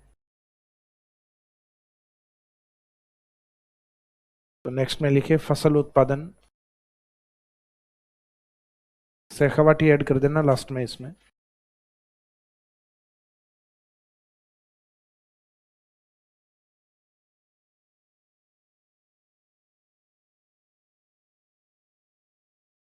तो क्रॉप्स के प्रोडक्शन के अंदर एक तो ये वाला जो एरिया है अपना लूनी बेसिन वाला एरिया, जोधपुर, पाली, जालोर वाला ये एरिया, इसमें एक तो अपने क्यूमिन या जीरे का उत्पादन अधिक होता है। तो मुख्यतः मसाले वाली फसलें सर्दियों में बोई जाती हैं, जीरा, और जीरे की फसल करना थोड़ा सा मुश्किल होता है, कठिन होता है, सर्दियों में पानी देना बहुत मुश्किल है। तो राजस्थान के लोकगीतों में भी इसके लिए गीत बनाया हुआ है, जीरो जीव रो बेरी मत बाए परना जीरो रे, यानी पत्नी अपने पति से विनती करती है कि जीरा मत बाना क्योंकि जीरा है वो जीव का बेरी है। तो क्यूमिन की फसल इस एरिया में अधिक होती है, जोधपुर, पाली और जालोर। कई फीस का नाम ये लेते हैं, जीरे की फसल होगी तब फीस जमा करवाएंगे। तो इस बार हुआ भी शायद अच्छा था पश्चिमी राजस्थान में।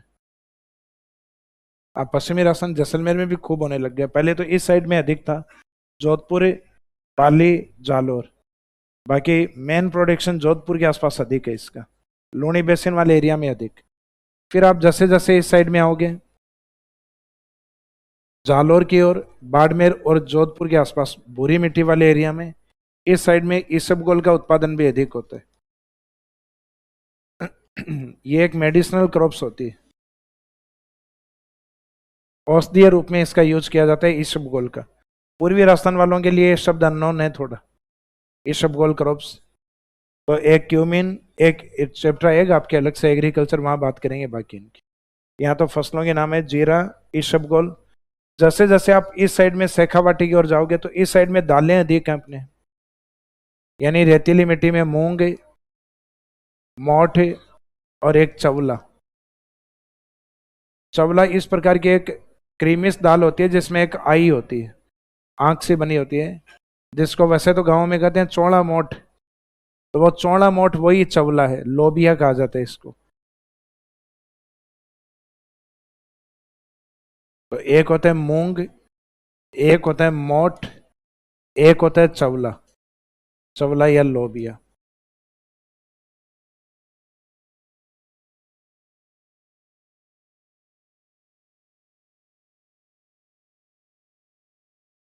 कई बार तो एग्जाम में लगता है कि चावल वाली मात्रा आगे चली गई, तो कई तो इसको ठीक करते हैं वापस से कि ये लो वापस। तो चवला अपने आप में दाल है और चावल अपने आप में फूड ग्रेन यानी अनाज, दोनों में फर्क है। तो इसमें फसलों के उत्पादन में ये लिख दो जीरा, इसबगोल और फिर कुछ दालों के नाम लिख दीजिए, मूंग, मोठ एवं चवला।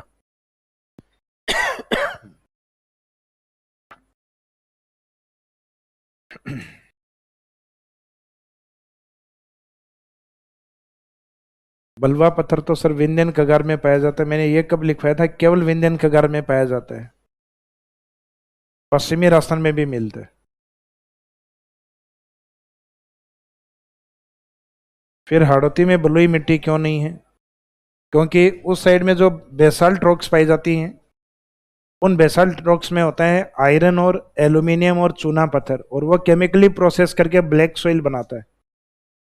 जैसे जिन मिट्टियों का रंग लाल होता है, उसमें उनका रंग लाल क्यों होता है? क्योंकि उसमें लोहा होता है, और लोहे के अंदर मुख्यतः जंग लगने की प्रक्रिया होती है, और उस जंग से मुख्यतः रंग कैसा होता है उसका? लाल। तो जिन मिट्टियों का रंग लाल है उसको आयरन ऑक्साइड के कारण है। जिन मिट्टियों का रंग काला है वो मुख्यतः आयरन, एल्यूमिनियम और चूना पत्थर यानी लाइम स्टोन, इनके कारण है। तो हाड़ौती की जो मिट्टियां वो काली है, उसका कारण अलग। और वो क्या है, पानी में मिट्टियां ज्यादा धुलती हैं, तो उनके वाटर या जल योजन के कारण उसका रंग काला भी होता है।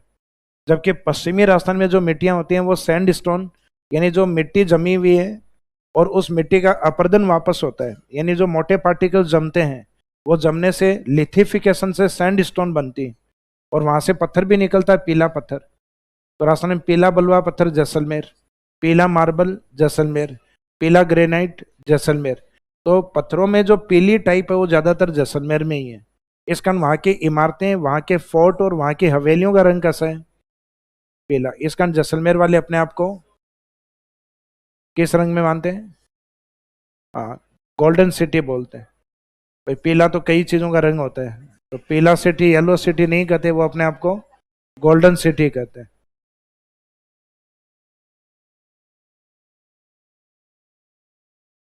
स्पेसिफिक विशेषता में इस मिट्टी में मुख्यतः विशेषता में लिखिएगा।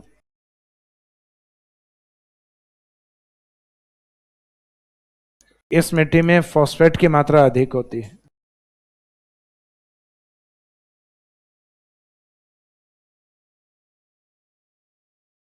Phosphate is mostly found in this soil. जैसे पश्चिमी रेतीली मिट्टी में कैल्शियम अधिक होता है, इसमें फॉस्फेट अधिक होता है। यस। नहीं, फिजिकल ज्योग्राफी में पूछी जाती है, सब्जेक्ट में आती है ज्योग्राफी। साइंस में, ज्योग्राफी में, उनमें पूछते हैं।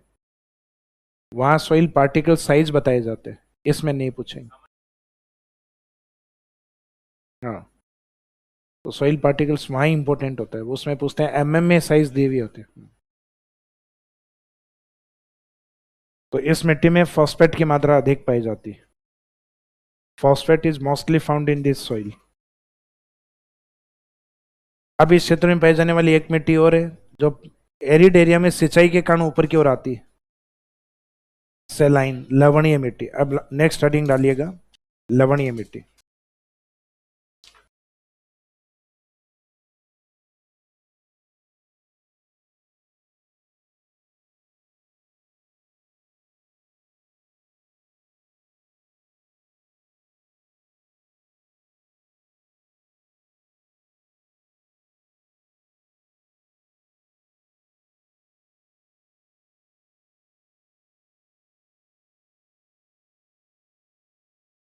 ये पश्चिमी राजस्थान की सैंडी सॉइल जो अभी कवर की थी स्टार्टिंग में, ये लोनी बेसिन वाली, और उसी के आगे ये शेखावाटी वाली, ये भूरी रेतीली मिट्टी। लोनी बेसिन वाली ब्राउन, और आगे शेखावाटी वाली सैंडी। तो ये हो गई भूरी, और ये वाले पार्टिकल्स यानी भूरी और रेतीली मिट्टी। अब इन एरियाज में जहां जहां अधिक सिंचाई हो रही है, एक तो ये वाला आईजीएनपी वाला एरिया, और एक ये रन ऑफ कच्छ के कारण ये वाला पार्ट। तो इन एरियाज में मिलने वाली जो सॉइल है, इनको कहा जाता है सेलाइन सॉइल, यानी ये लवणीय मिट्टियां। तो लवणीय मिट्टियां मुख्यतः एक तो अपने आईजीएनपी एरिया में और एक नर्मदा वाले एरिया में। तो आईजीएनपी में तो धीरे धीरे ग्रोथ हो गई है, नर्मदा वाले में ऑलरेडी पहले से ही है।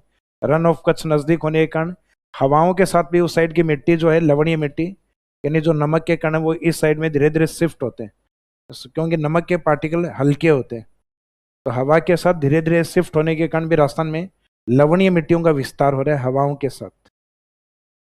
तो इसमें नेक्स्ट हेडिंग डालिए, सेलाइन सॉइल, लवणीय मिट्टी, जो मिट्टी की एक समस्या भी है और मिट्टी का एक टाइप भी है। लवणीयता मिट्टी की समस्या है सेलिनिटी, और सेलाइन एक मिट्टी होती है।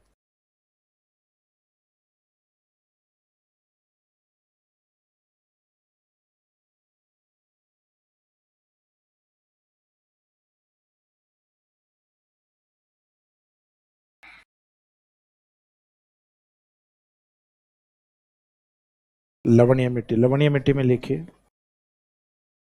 एक तो इसके उपनाम क्या क्या है?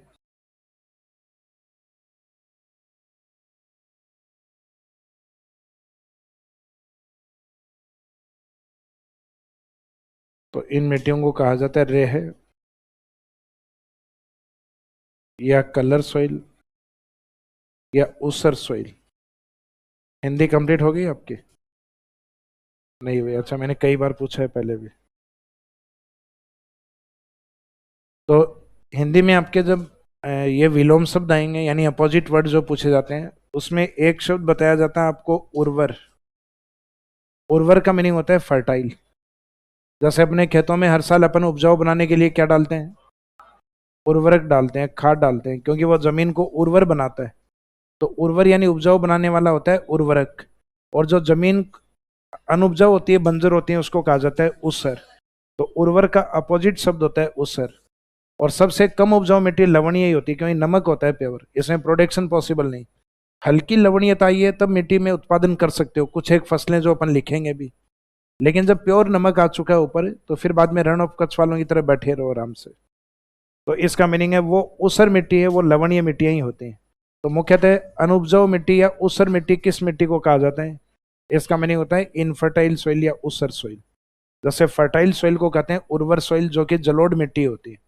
कि जलोढ़ मिट्टी है, वहाँ एग्रीकल्चर प्रोडक्टिविटी या पॉपुलेशन डेंसिटी ज़्यादा क्यों है? पूर्वी मैदानी भागों के महत्व में लिखवाया था मैंने। कृषि उत्पादकता, पॉपुलेशन डेंसिटी अधिक पाई जाती है, क्यों? क्योंकि वहाँ सर्वाधिक उपजाऊ मिट्टी या उर्वर मिट्टी जलोढ़ पाई जाती है।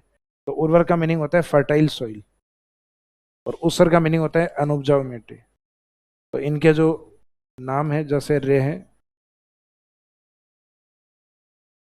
कलर, क्योंकि मिट्टी के अंदर ऊपर सफ़ेद कलर आने लग जाता है, इसका ये पंजाब हरियाणा की तरफ, क्योंकि स्कूल भी स्कूल है वहाँ, तो ये कलर भी क्या है, आज दो बार इस आधा ले, और ये इस तरीके से बोला जाता है कलर सॉइल। तो एक कलर सॉइल के रूप में पंजाब हरियाणा की ओर प्रचलित शब्द है। जैसे ऊसर या इनफर्टाइल सॉइल।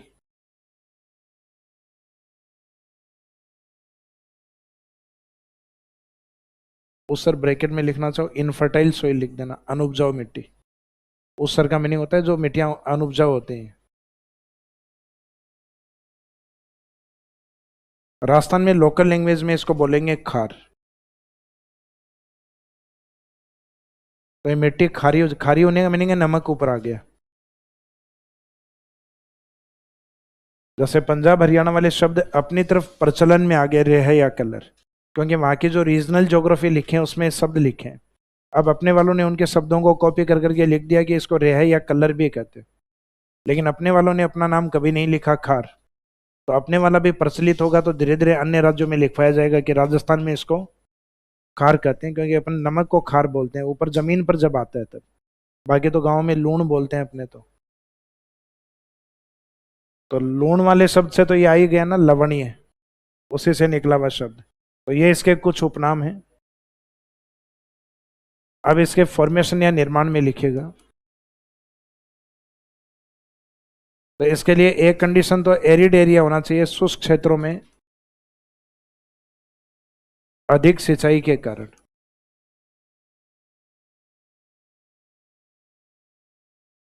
ये आपको आईजीएनपी से समझ में आ जाएगा, क्योंकि आईजीएनपी में ये समस्या अपन ने इसीलिए लिखी थी, क्योंकि आईजीएनपी वाला अपने आप में एरिड एरिया होता है जहां पे सिंचाई अधिक होने के कारण ये मिट्टी बनती है। तो शुष्क क्षेत्रों में अधिक सिंचाई के कारण इस मिट्टी का निर्माण होता है। तो saline soil is formed by more irrigation in arid region. Saline soil is formed by more irrigation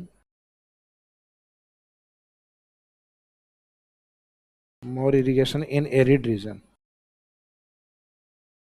तो इस मिट्टी का निर्माण शुष्क क्षेत्रों में अधिक सिंचाई के कारण होता है। अधिक सिंचाई सिर्फ अकेली सिंचाई नहीं, सिंचाई तो पूर्वी राजस्थान में भी खूब होती, लेकिन इसके लिए एरिया क्या होना चाहिए, एरिड।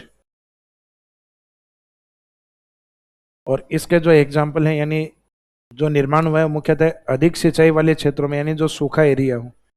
तो ऐसा एरिया अपना कौन सा है, तो इसका विस्तार लिखे, एक्सटेंशन या विस्तार, तो विस्तार में एक तो लिख दो आईजीएनपी। अब आईजीएनपी वाले एरिया के सामने डिस्ट्रिक्ट लिखो और एक लिखे नर्मदा कैनाल। तो नर्मदा नहर में तो और ज़्यादा नहीं बढ़े, इसके लिए हमने ड्रिप और स्प्रिंकलर इरिगेशन टेक्नोलॉजी उसको कंपलसरी इंप्लीमेंट किया हुआ है। बाकी इस क्षेत्र में भी सेलाइन सोइल खूब है। तो विस्तार है इसका एक तो आईजीएनपी। आईजीएनपी से जिले लिखो, इसमें गंगानगर, हनुमानगढ़ एंड बीकानेर राजस्थान के ऊपर वाले जिले हैं जहां सेलिनिटी का इफेक्ट अधिक बढ़ा है। श्री गंगानगर, हनुमानगढ़, बीकानेर। नर्मदा वाले में लिखे सांचौर ओब्लिक जालोर, सांचौर या जालोर एंड बाड़मेर।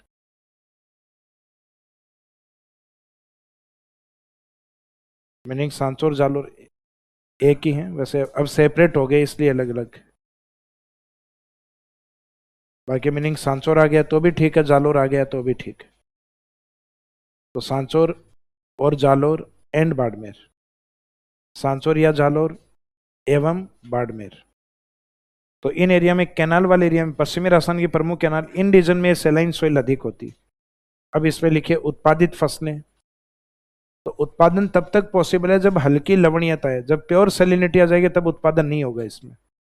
जब जमीन में ही नमक हो गया पूरा तब प्रोडक्शन पॉसिबल ही नहीं। लेकिन हल्की लवणीयता में क्या पॉसिबल है? तो इसमें फसल उत्पादन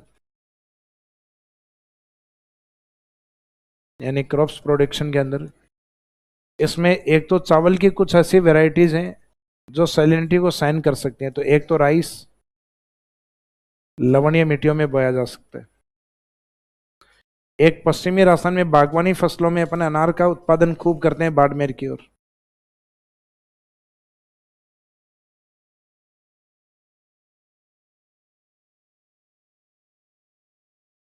तो इसमें पोमेग्रेनेट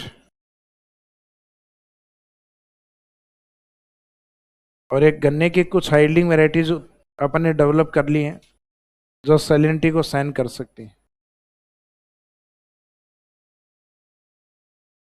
तो एक शुगर केन। तो इसमें राइस, पोमेग्रेनेट एंड राइस। क्या चीज? राजस्थान में एरिड एरिया में लो का ही होता है भाई। अधिक आर्द्रता वाला जो गन्ना होता है वो सदर्न इंडिया में होता है। उसके लिए एनवायरमेंट ह्यूमिडिटी का ज़्यादा होना जरूरी है। भाई फसल होगी तो इसमें वर्षा की आवश्यकता अधिक होती है, और जहाँ वर्षा नहीं होती वहाँ इरिगेशन अधिक होती है, क्योंकि गन्ना है वो खेत में लंबे टाइम तक स्टे करता है। गन्ने को तैयार होने में लगभग अपने 6 से 8 महीने लगते हैं, यानी साल का लगभग 3/4% टाइम ले बैठता है। यानी जिस साल आपने खेत में गन्ना बोया उस साल गन्ना ही रहेगा सिर्फ। मोनोकल्चर कहा जाता है इसको। यस।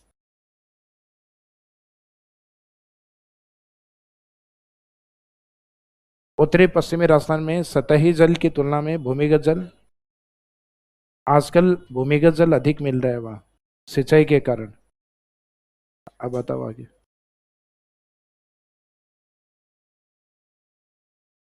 अब अधिक मिलता है। अब जैसलमेर वालों से किसी से मिलना, एक दिन बताया भी था मैंने। भाई जैसलमेर से कौन है आप में से? एक आप। जमीन में पानी कितना है? 55 फुट पे पानी है। पूछो। अपने यहाँ 155 पे ना मिले, 255 पे ना मिले अपने। इसका मीनिंग है आईजीएनपी के कारण वहां का ग्राउंड वाटर लेवल बढ़ गया है, और आईजीएनपी पिछले 50 सालों से सिंचाई कर रही है पश्चिमी राजस्थान में। तो इस कारण पश्चिमी राजस्थान के ग्राउंड वाटर में बढ़ने में एक तो आईजीएनपी की सिंचाई लंबे टाइम से, और एक पिछले 10-15 सालों में वर्षा का रिकॉर्ड पश्चिमी राजस्थान में बढ़ा है। तो एक कारण वो भी है। अब उल्टा बोल लो। हाँ, अभी जो बोल रहे थे वो उल्टा बोल लो। भूमिगत जल अब अधिक है। हाँ।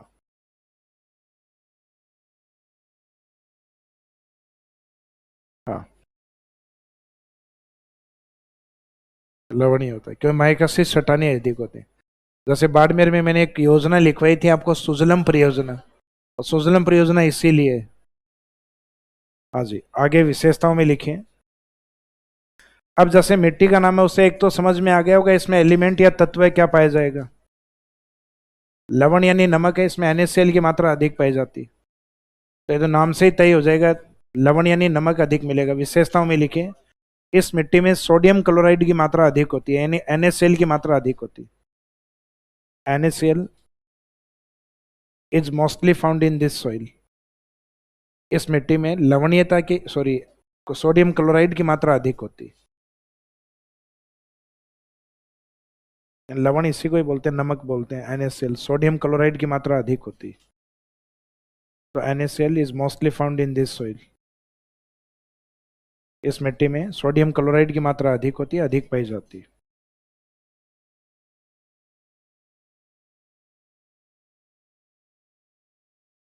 अब राजस्थान के पश्चिम में जो मेन मिट्टियां थी, जैसे सैंडी सॉइल, इस साइड में ब्राउन सैंडी सॉइल, भूरी रेतीली मिट्टी, जहां जहां सेलिनिटी थी, लवणीयता थी, वो लवणीय मिट्टी यानी सेलाइन सॉइल। एक तो अपना नर्मदा बेसिन वाला एरिया और एक घग्गर आईजीएनपी वाला एरिया। हालांकि घग्गर वाला ही है, वहां आईजीएनपी के द्वारा सिंचाई अधिक है इस एरिया में। अब अपन अरावली को क्रॉस करके पूर्वी मैदान की ओर आएंगे और यहाँ उपजाऊ मिट्टी कौन सी होती है? जलोढ़।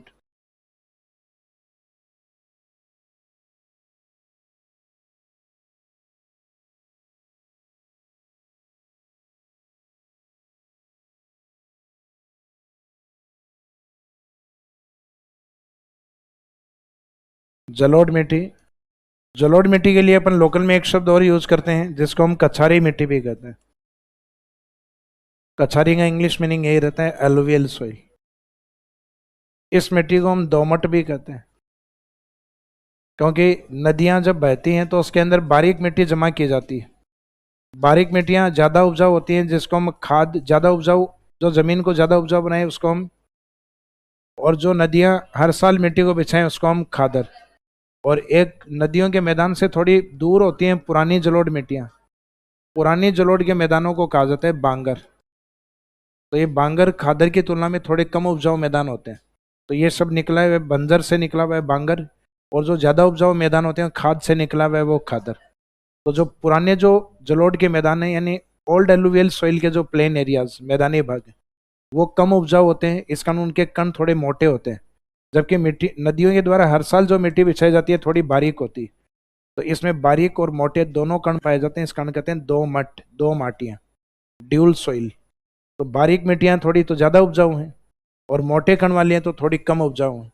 तो ये इंडियन ज्योग्राफी में आप मैदानी भागों के नाम पढ़ोगे खादर और बांगर के नाम से। तो इसके अंदर इस जलोढ़ मिट्टी के कुछ उपनाम दिए हुए हैं, तो हेडिंग में लिखिए .4।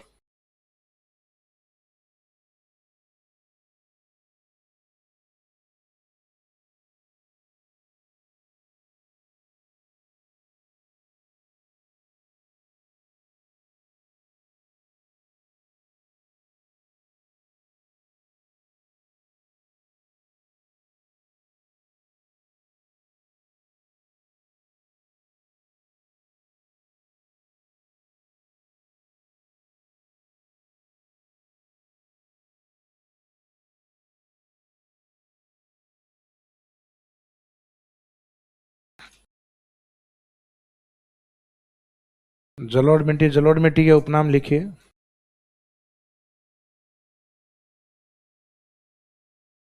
कछारी मिट्टी,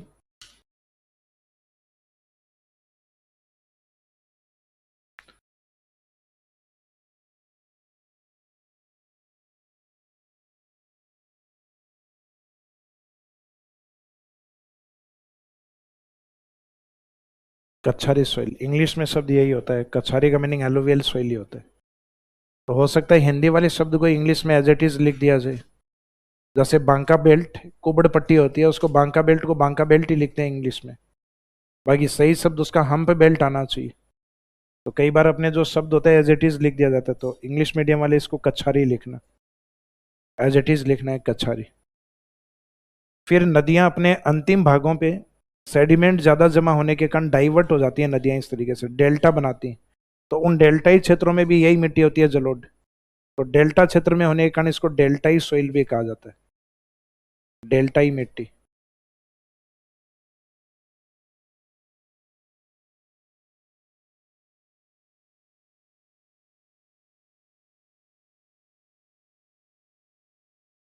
डेल्टाई सोइल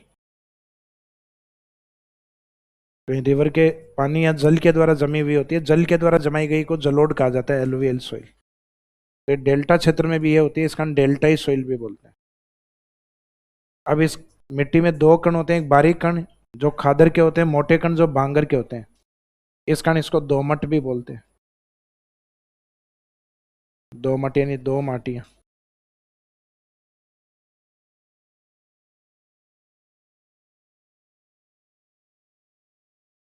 दोमट सॉइल या ड्यूल सॉइल, पार्टिकल्स बारीक और मोटे के कारण। यानी इसमें दोमट बारीक कण कौन सा होता है, खादर, और मोटा कण होता है वो कौन सा होता है, बांगर। ये इंडियन ज्योग्राफी पढ़ोगे तब समझ में आएगा आपको। ये खादर वाले होते हैं, ये न्यू एलुवियल सॉइल के प्लेन होते हैं, नई जलोढ़ को कहते हैं।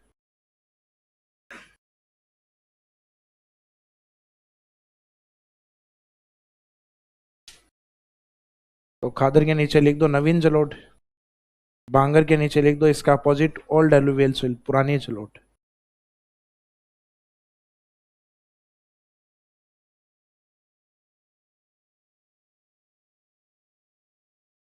तो दो प्रकार के होते हैं इसका, ये होते हैं दोमट, दो माटियां होती है, एक उपजाऊ जलोढ़ होती है, एक कम उपजाऊ जलोढ़ होती है। तो खादर बांगर मिट्टियां या खादर बांगर के मैदानों में कौन सी मिट्टी पाई जाती है, तो खादर बांगर मैदानों में डिफाइन होता है शब्द। मिट्टी के लिए शब्द क्या यूज करते हैं, दोमट। तो ये इसके कुछ उपनाम है। इंडिया में जितनी भी सॉइल है, तो भारत के अंदर नदियों का फ्लो अच्छा है भाई। मानसून के ऊपर डिपेंड करता है भारत। तो मानसून एक्टिव होता भी अपने टाइम से लगभग।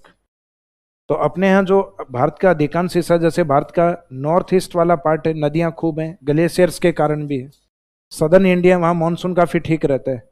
सिर्फ समस्या एक उत्तरी पश्चिमी भारत की है, जहाँ या तो कुछ माउंटेन्स या बैरियर्स नहीं है, इस कारण मानसून स्टे नहीं कर पाता। एक समुद्र से दूरी इतनी ज्यादा है कि ह्यूमिडिटी हमारे तक आते आते कम हो जाती। तो ये कुछ न कुछ कारण है कि इस कारण अपने यहाँ मानसून बहुत ज्यादा एक्टिव नहीं है। बाकी इंडिया में अगर देखोगे तो ठीक बारिश है, नदियां भी एक्टिव होती हैं। तो जहां जहां पे नदियां या जल है, उन क्षेत्रों में कौन सी मिट्टी होगी, जलोढ़। भारत का जितना भी ज्योग्राफिकल एरिया, तो जितना भी हो भारत के लिए, तो 100% भारत है, उसमें 45% पे जलोढ़ पाई जाती। जैसे राजस्थान में मरुस्थल अधिक है, तो यहाँ बलुई मिट्टियां ज्यादा हैं, और भारत में नदियां अधिक हैं, इस कारण वहाँ जलोढ़ मिट्टी अधिक है। तो भारत में सर्वाधिक पाई जाने वाली मिट्टी जलोढ़, और राजस्थान में सर्वाधिक बलुई मिट्टी होती। तो इसमें एक तो निर्माण लिखेगा, ये तो उपनाम थे निर्माण। नदियों के द्वारा जमा किए गए अवसादों से, जैसे पूर्वी मैदान का निर्माण लिखा था ना अपन ने, कि पूर्वी मैदान नदियों के द्वारा जमा किए गए अवसादों से बना है।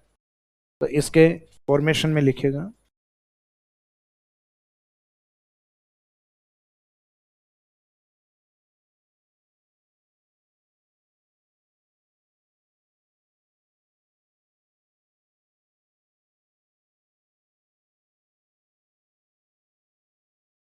नदियों के द्वारा जमा किए गए अवसादों से निर्मित। This soil is formed by sediments which are deposited by rivers. This soil is formed by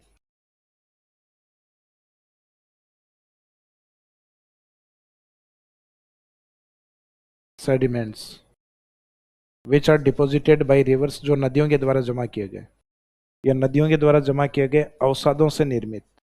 तो ये रिवर सेडिमेंट्स का पार्ट होती है, नदी के अवसादों का पार्ट होता है। और नदी, नदी यानी जल, तो जल के द्वारा जो बिछाई जाती है उसको ही हम क्या बोलते हैं, जलोढ़। निर्माण इसका कौन से भागों में होता है, मैदानी भागों में। तो इसमें विस्तार में राजस्थान के पूर्वी मैदानी भाग वाले जो ABCD सीक्वेंस वाले जिले, मेन ऑप्शन में यही आते हैं। इनके अलावा अगर देंगे तो आंसर में देते हैं टोंक, सवाई माधोपुर, तो वो लास्ट में ऐड कर देना।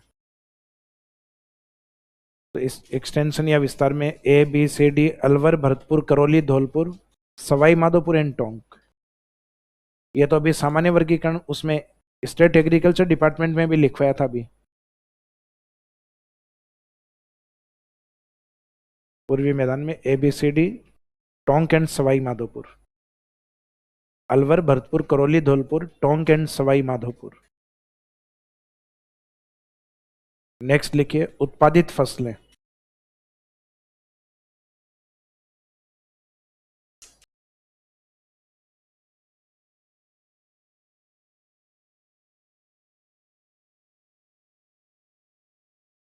जैसे आपको ये ध्यान है कि ये गंगेटिक प्लेन, गंगा का जो मैदान, गंगा जब वेस्ट बंगाल की ओर जाती है तो वेस्ट बंगाल की ओर मुख्यतः उत्पादित फसल जो डेल्टा एरिया होता है इसमें चावल अधिक होता है, ये पानी अधिक है। अब गंगा के वेस्ट बंगाल से आप बिहार और यूपी की तरफ चलोगे तो इस एरिया में आपको गन्ना अधिक मिलेगा। इंडिया का लगभग 45% गन्ना अकेला यूपी उत्पादित करता है, लेकिन चीनी इस गन्ने से कम निकलती है क्योंकि ये उस एरिया में भारत के जहाँ वर्षा कम है। सदर्न इंडिया में गन्ना है उसमें सुक्रोज की मात्रा अधिक होती है क्योंकि वो अधिक नमी वाला गन्ना होता है। तो चीनी मुख्यतः महाराष्ट्र की और तमिलनाडु की ओर अधिक बनती है। क्यों? क्योंकि उसमें इस वाले गन्ने से लगभग डबल मिठास निकलता है।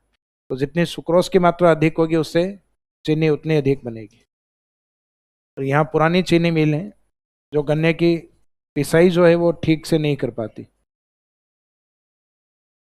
जैसे ही गन्ने वाले एरिया से आप पंजाब, हरियाणा और इस एरिया में आओगे तो यहाँ पे भी जलोढ़ मिट्टी, यहाँ मुख्यतः गेहूं अधिक होता है। और आप राजस्थान के पूर्वी भाग में आओगे तो वहाँ गेहूं तो है लेकिन गेहूं के साथ एक प्रमुख फसल सरसों भी है। तो मुख्यतः राजस्थान में ये सारी फसलें होती। भाई आप चंबल बेसिन में चलोगे बूंदी और इस साइड में तो वहाँ आपको चावल भी मिलेगा। राजस्थान के अलवर भरतपुर वाले क्षेत्र में तो सरसों, और इस एरिया में मुख्यतः अनाज फसल के रूप में गेहूं और मुख्यतः गन्ने का उत्पादन भी ठीक ठाक है। लेकिन गन्ना हमारे ज़्यादा उन एरिया में है जहाँ शुगर मिल ज़्यादा है। जैसे राजस्थान में शुगर मिल एक तो गंगानगर, तो गन्ने के उत्पादन में सबसे आगे गंगानगर, फिर अपने शुगर मिल है चित्तौड़, मेवाड़ शुगर मिल, फिर है केसोराई, पाटन, बूंदी। तो राजस्थान में गन्ने के उत्पादन में ये जिले फर्स्ट, ये सेकंड और ये थर्ड। तो जहाँ जहाँ चीनी मिल है तो डिमांड वहीं अधिक होती। बाकी गन्ने को ज़्यादा बाकी अन्य जिले इसलिए नहीं बोते क्योंकि कटाई के बाद किसान 1-2 दिन निकाल देता है और गन्ने में कटाई के बाद टाइम नहीं निकालना होता। कि जैसे अगर आपने टाइम निकाल दिया तो 2-3 दिन के बाद में उसमें मिठास की मात्रा कम हो जाती। फिर लेके मंडी तक आप जाओ, अगर किसी भी जिले में हो तो इन जिलों के अगर निकटतम नहीं हो सकता है कि एक दिन आपको ले जाना में लग जाए। तो अगर 4-5 दिन निकल गए तो गन्ने की जो वैल्यू है वो आधी हो जाएगी। फिर इसका मीनिंग है ये उस एरिया में होता है जहाँ तुरंत डिमांड और उसकी सप्लाई तुरंत की जा सके। तो ये एरिया डिमांड वाले हैं क्योंकि यहाँ शुगर मिल बनी हुई है, इसका तुरंत सप्लाई पॉसिबल है। तो उन जिलों में गन्ना अधिक है जहाँ डिमांड अधिक है। अपने गंगानगर शुगर मिल के कारण, मेवाड़ शुगर मिल के कारण चित्तौड़ में, और बूंदी केसोराई पाटन के कारण। तो ये जिले फर्स्ट, सेकंड और थर्ड। तो इस मिट्टी में, जलोढ़ मिट्टी में गन्ना भी पॉसिबल है, उत्पादित हो सकता है। और इनमें कुछ एक फसलें जो लवणीय मिट्टियों में भी पॉसिबल है क्योंकि अब फसलें वो नहीं है जो पहले अपन मानते थे। अब फसलों की हाइल्डिंग वैरायटीज चेंज हो गई हैं। अब जैसे चावल को हम मानते हैं खरीफ की फसल, जबकि चावल तीनों मौसम में बोया जाता है। एक खरीफ, रबी और जायद, यानी अमन, ओस और बोरो, इसके तीनों समय की फसलें प्रचलित हैं। लेकिन खरीफ में इंडिया का 80% चावल है वो मानसून सीजन में होता है। इस कारण मेन क्रॉप्स हम इसको किस में मानेंगे? खरीफ में मानेंगे, क्योंकि अब कई फसलें ऐसी हैं जो हम 12 महीने देखते हैं। अब देखो भिंडी, देखो पहले एक सीजनल हुआ करती थी, भिंडी मार्केट में 12 महीने आ गई। बैंगन को आए तो बहुत सारे साल हो गए भाई। उसकी तो वेराइटीज, कई ऐसी वेराइटीज हैं उसकी जो लंबे टाइम तक 12 महीने से चल रही है। तो सब्जियां क्या, हमारी डिमांड ज़्यादा है तो इस कारण इनकी हाइल्डिंग वेराइटीज ऐसी डेवलप कर ली हैं तो जो 12 महीने रहती हैं। टमाटर किस समय की फसल है? हर समय की है टमाटर। तो इसका मीनिंग हाइल्डिंग वेराइटीज डेवलप हो चुकी है उनकी। अब इसमें मेन फसलें जो लिखो ये वाली लिख दो सब, गंगा बेसिन वाली और एक अपने सरसों। तो एक तो लिख दो मस्टर्ड, सरसों उत्पादित फसलों में मुख्यतः।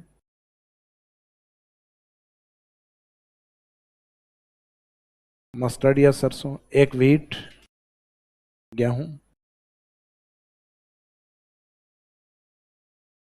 शुगर कैन गन्ना, एंड राइस चावल। तो चावल हमारे लवणीय मिट्टी वाली वैरायटी भी है, जलोढ़ वाली, जलोढ़ में ज़्यादा होता है चावल। वेस्ट बंगाल भारत में सर्वाधिक चावल उत्पादित करता है, यूपी सर्वाधिक गन्ना, यूपी सर्वाधिक गेहूं, पर हेक्टेयर गेहूं पंजाब में ज़्यादा होता है क्योंकि लैंड फर्टिलिटी बेटर है उनकी। फिर विशेषताओं में लिखेगा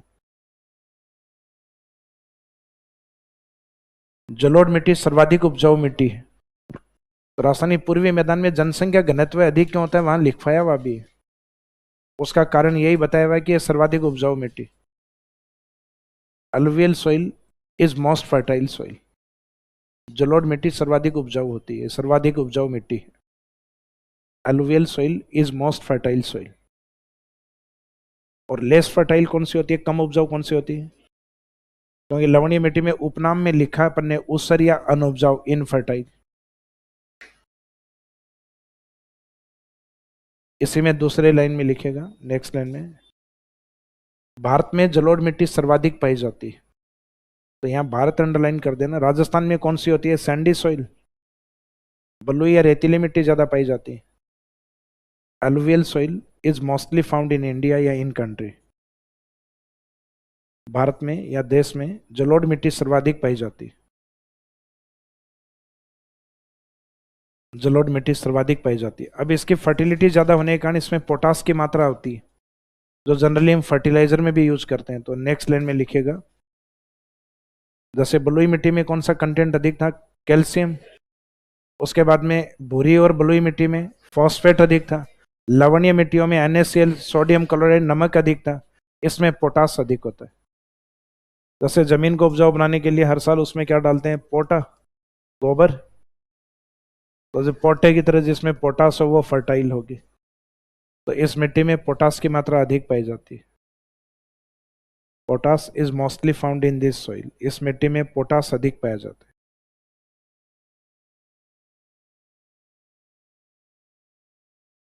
potash is mostly found in this soil, इस मिट्टी में पोटास अधिक पाया जाता है।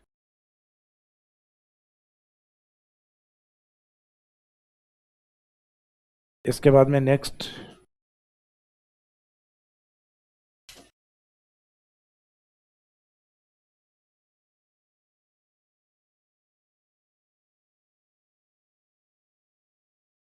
नेक्स्ट लिखिए ब्लैक सॉइल या काली मिट्टी।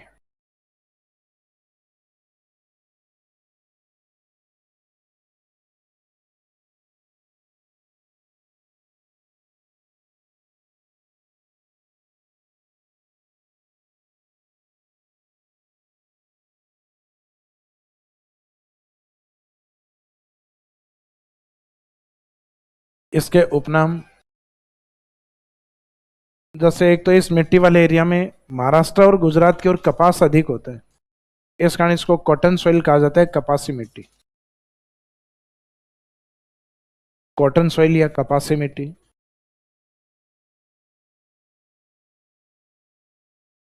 राजस्थान में कपास किस साइड में अधिक होता है,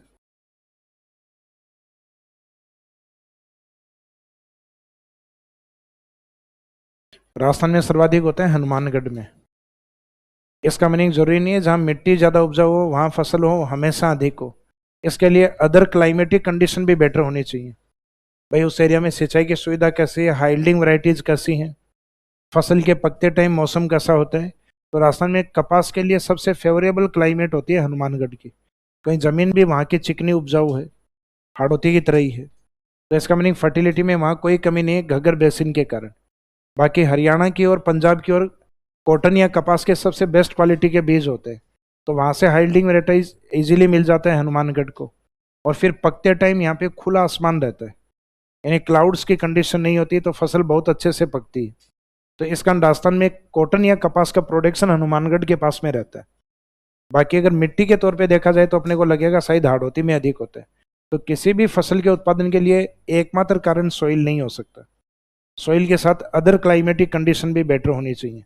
तो कॉटन का उत्पादन राजस्थान में हाड़ौती की ओर अधिक नहीं होके हनुमानगढ़ में अधिक। लेकिन इंडिया में अगर हम देखें तो भारत में ब्लैक सॉइल सबसे ज़्यादा होती है महाराष्ट्र और गुजरात में, और वास्तव में कपास उन एरिया में अधिक होता है क्योंकि वहाँ उनके पास वेराइटीज़ भी बेटर है, इरिगेशन भी बेटर है, क्लाइमेट भी फेवरेबल है। इस कारण उन एरिया में पाई जाने वाली ब्लैक सॉइल के आधार पर इसको कॉटन सॉइल भी बोला गया है। तो जिन एरियाज में ब्लैक सॉइल होती है वहाँ कॉटन टेक्सटाइल इंडस्ट्रीज डेवलप होती है, सूती वस्त्र उद्योग का विकास अधिक होता है। तो इसका एक नाम तो फसल के आधार पे, एक मुख्यतः महाराष्ट्र और गुजरात की, और इसका एक लोकल नेम यूज किया जाता है रेगुर सॉइल, रेगुर या रेगुड़ सॉइल।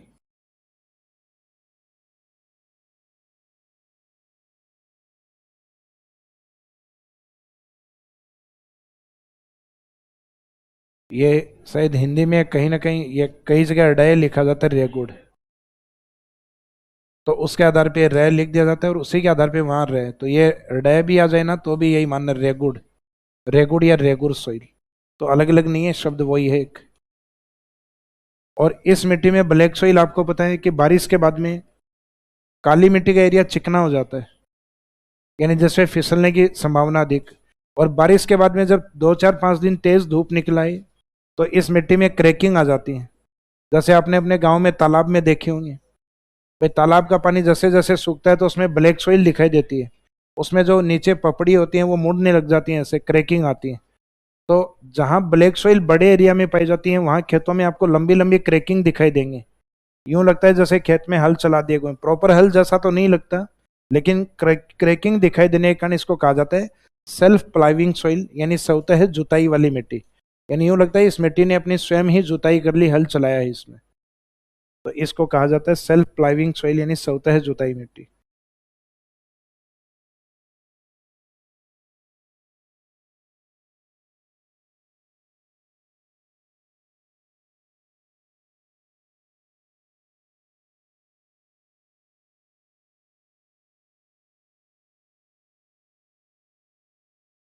स्वतः जुताई वाली मिट्टी, सेल्फ प्लाइविंग सॉइल, तो ये इसके प्रचलित नाम है। ये ज्वालामुखी से बनी होने के कारण इसको वोल्केनिक सॉइल या लावा सॉइल भी कहा जाता है। वोल्केनिक सॉइल ऑब्लिक लावा सॉइल। हाड़ौती का निर्माण किस प्रकार के लावे से बताया था? बेसाल्ट। तो इसका मीनिंग है इस मिट्टी का निर्माण बेसाल्ट लावा चट्टानों से होता है, और बेसाल्ट लावे से होने के कारण इसको वोल्केनिक सॉइल और लावा सॉइल भी कहते हैं। ज्वालामुखी मिट्टी या लावा मिट्टी, ज्वालामुखी मिट्टी या लावा मिट्टी। इसमें ज्यादातर एग्जाम में ये कॉटन या रेगुर, ये दो अधिक पूछे जाते हैं, जो पहले लिखवाया आपको। बाकी इसका निर्माण और वितरण और फसल उत्पादन आपको कल।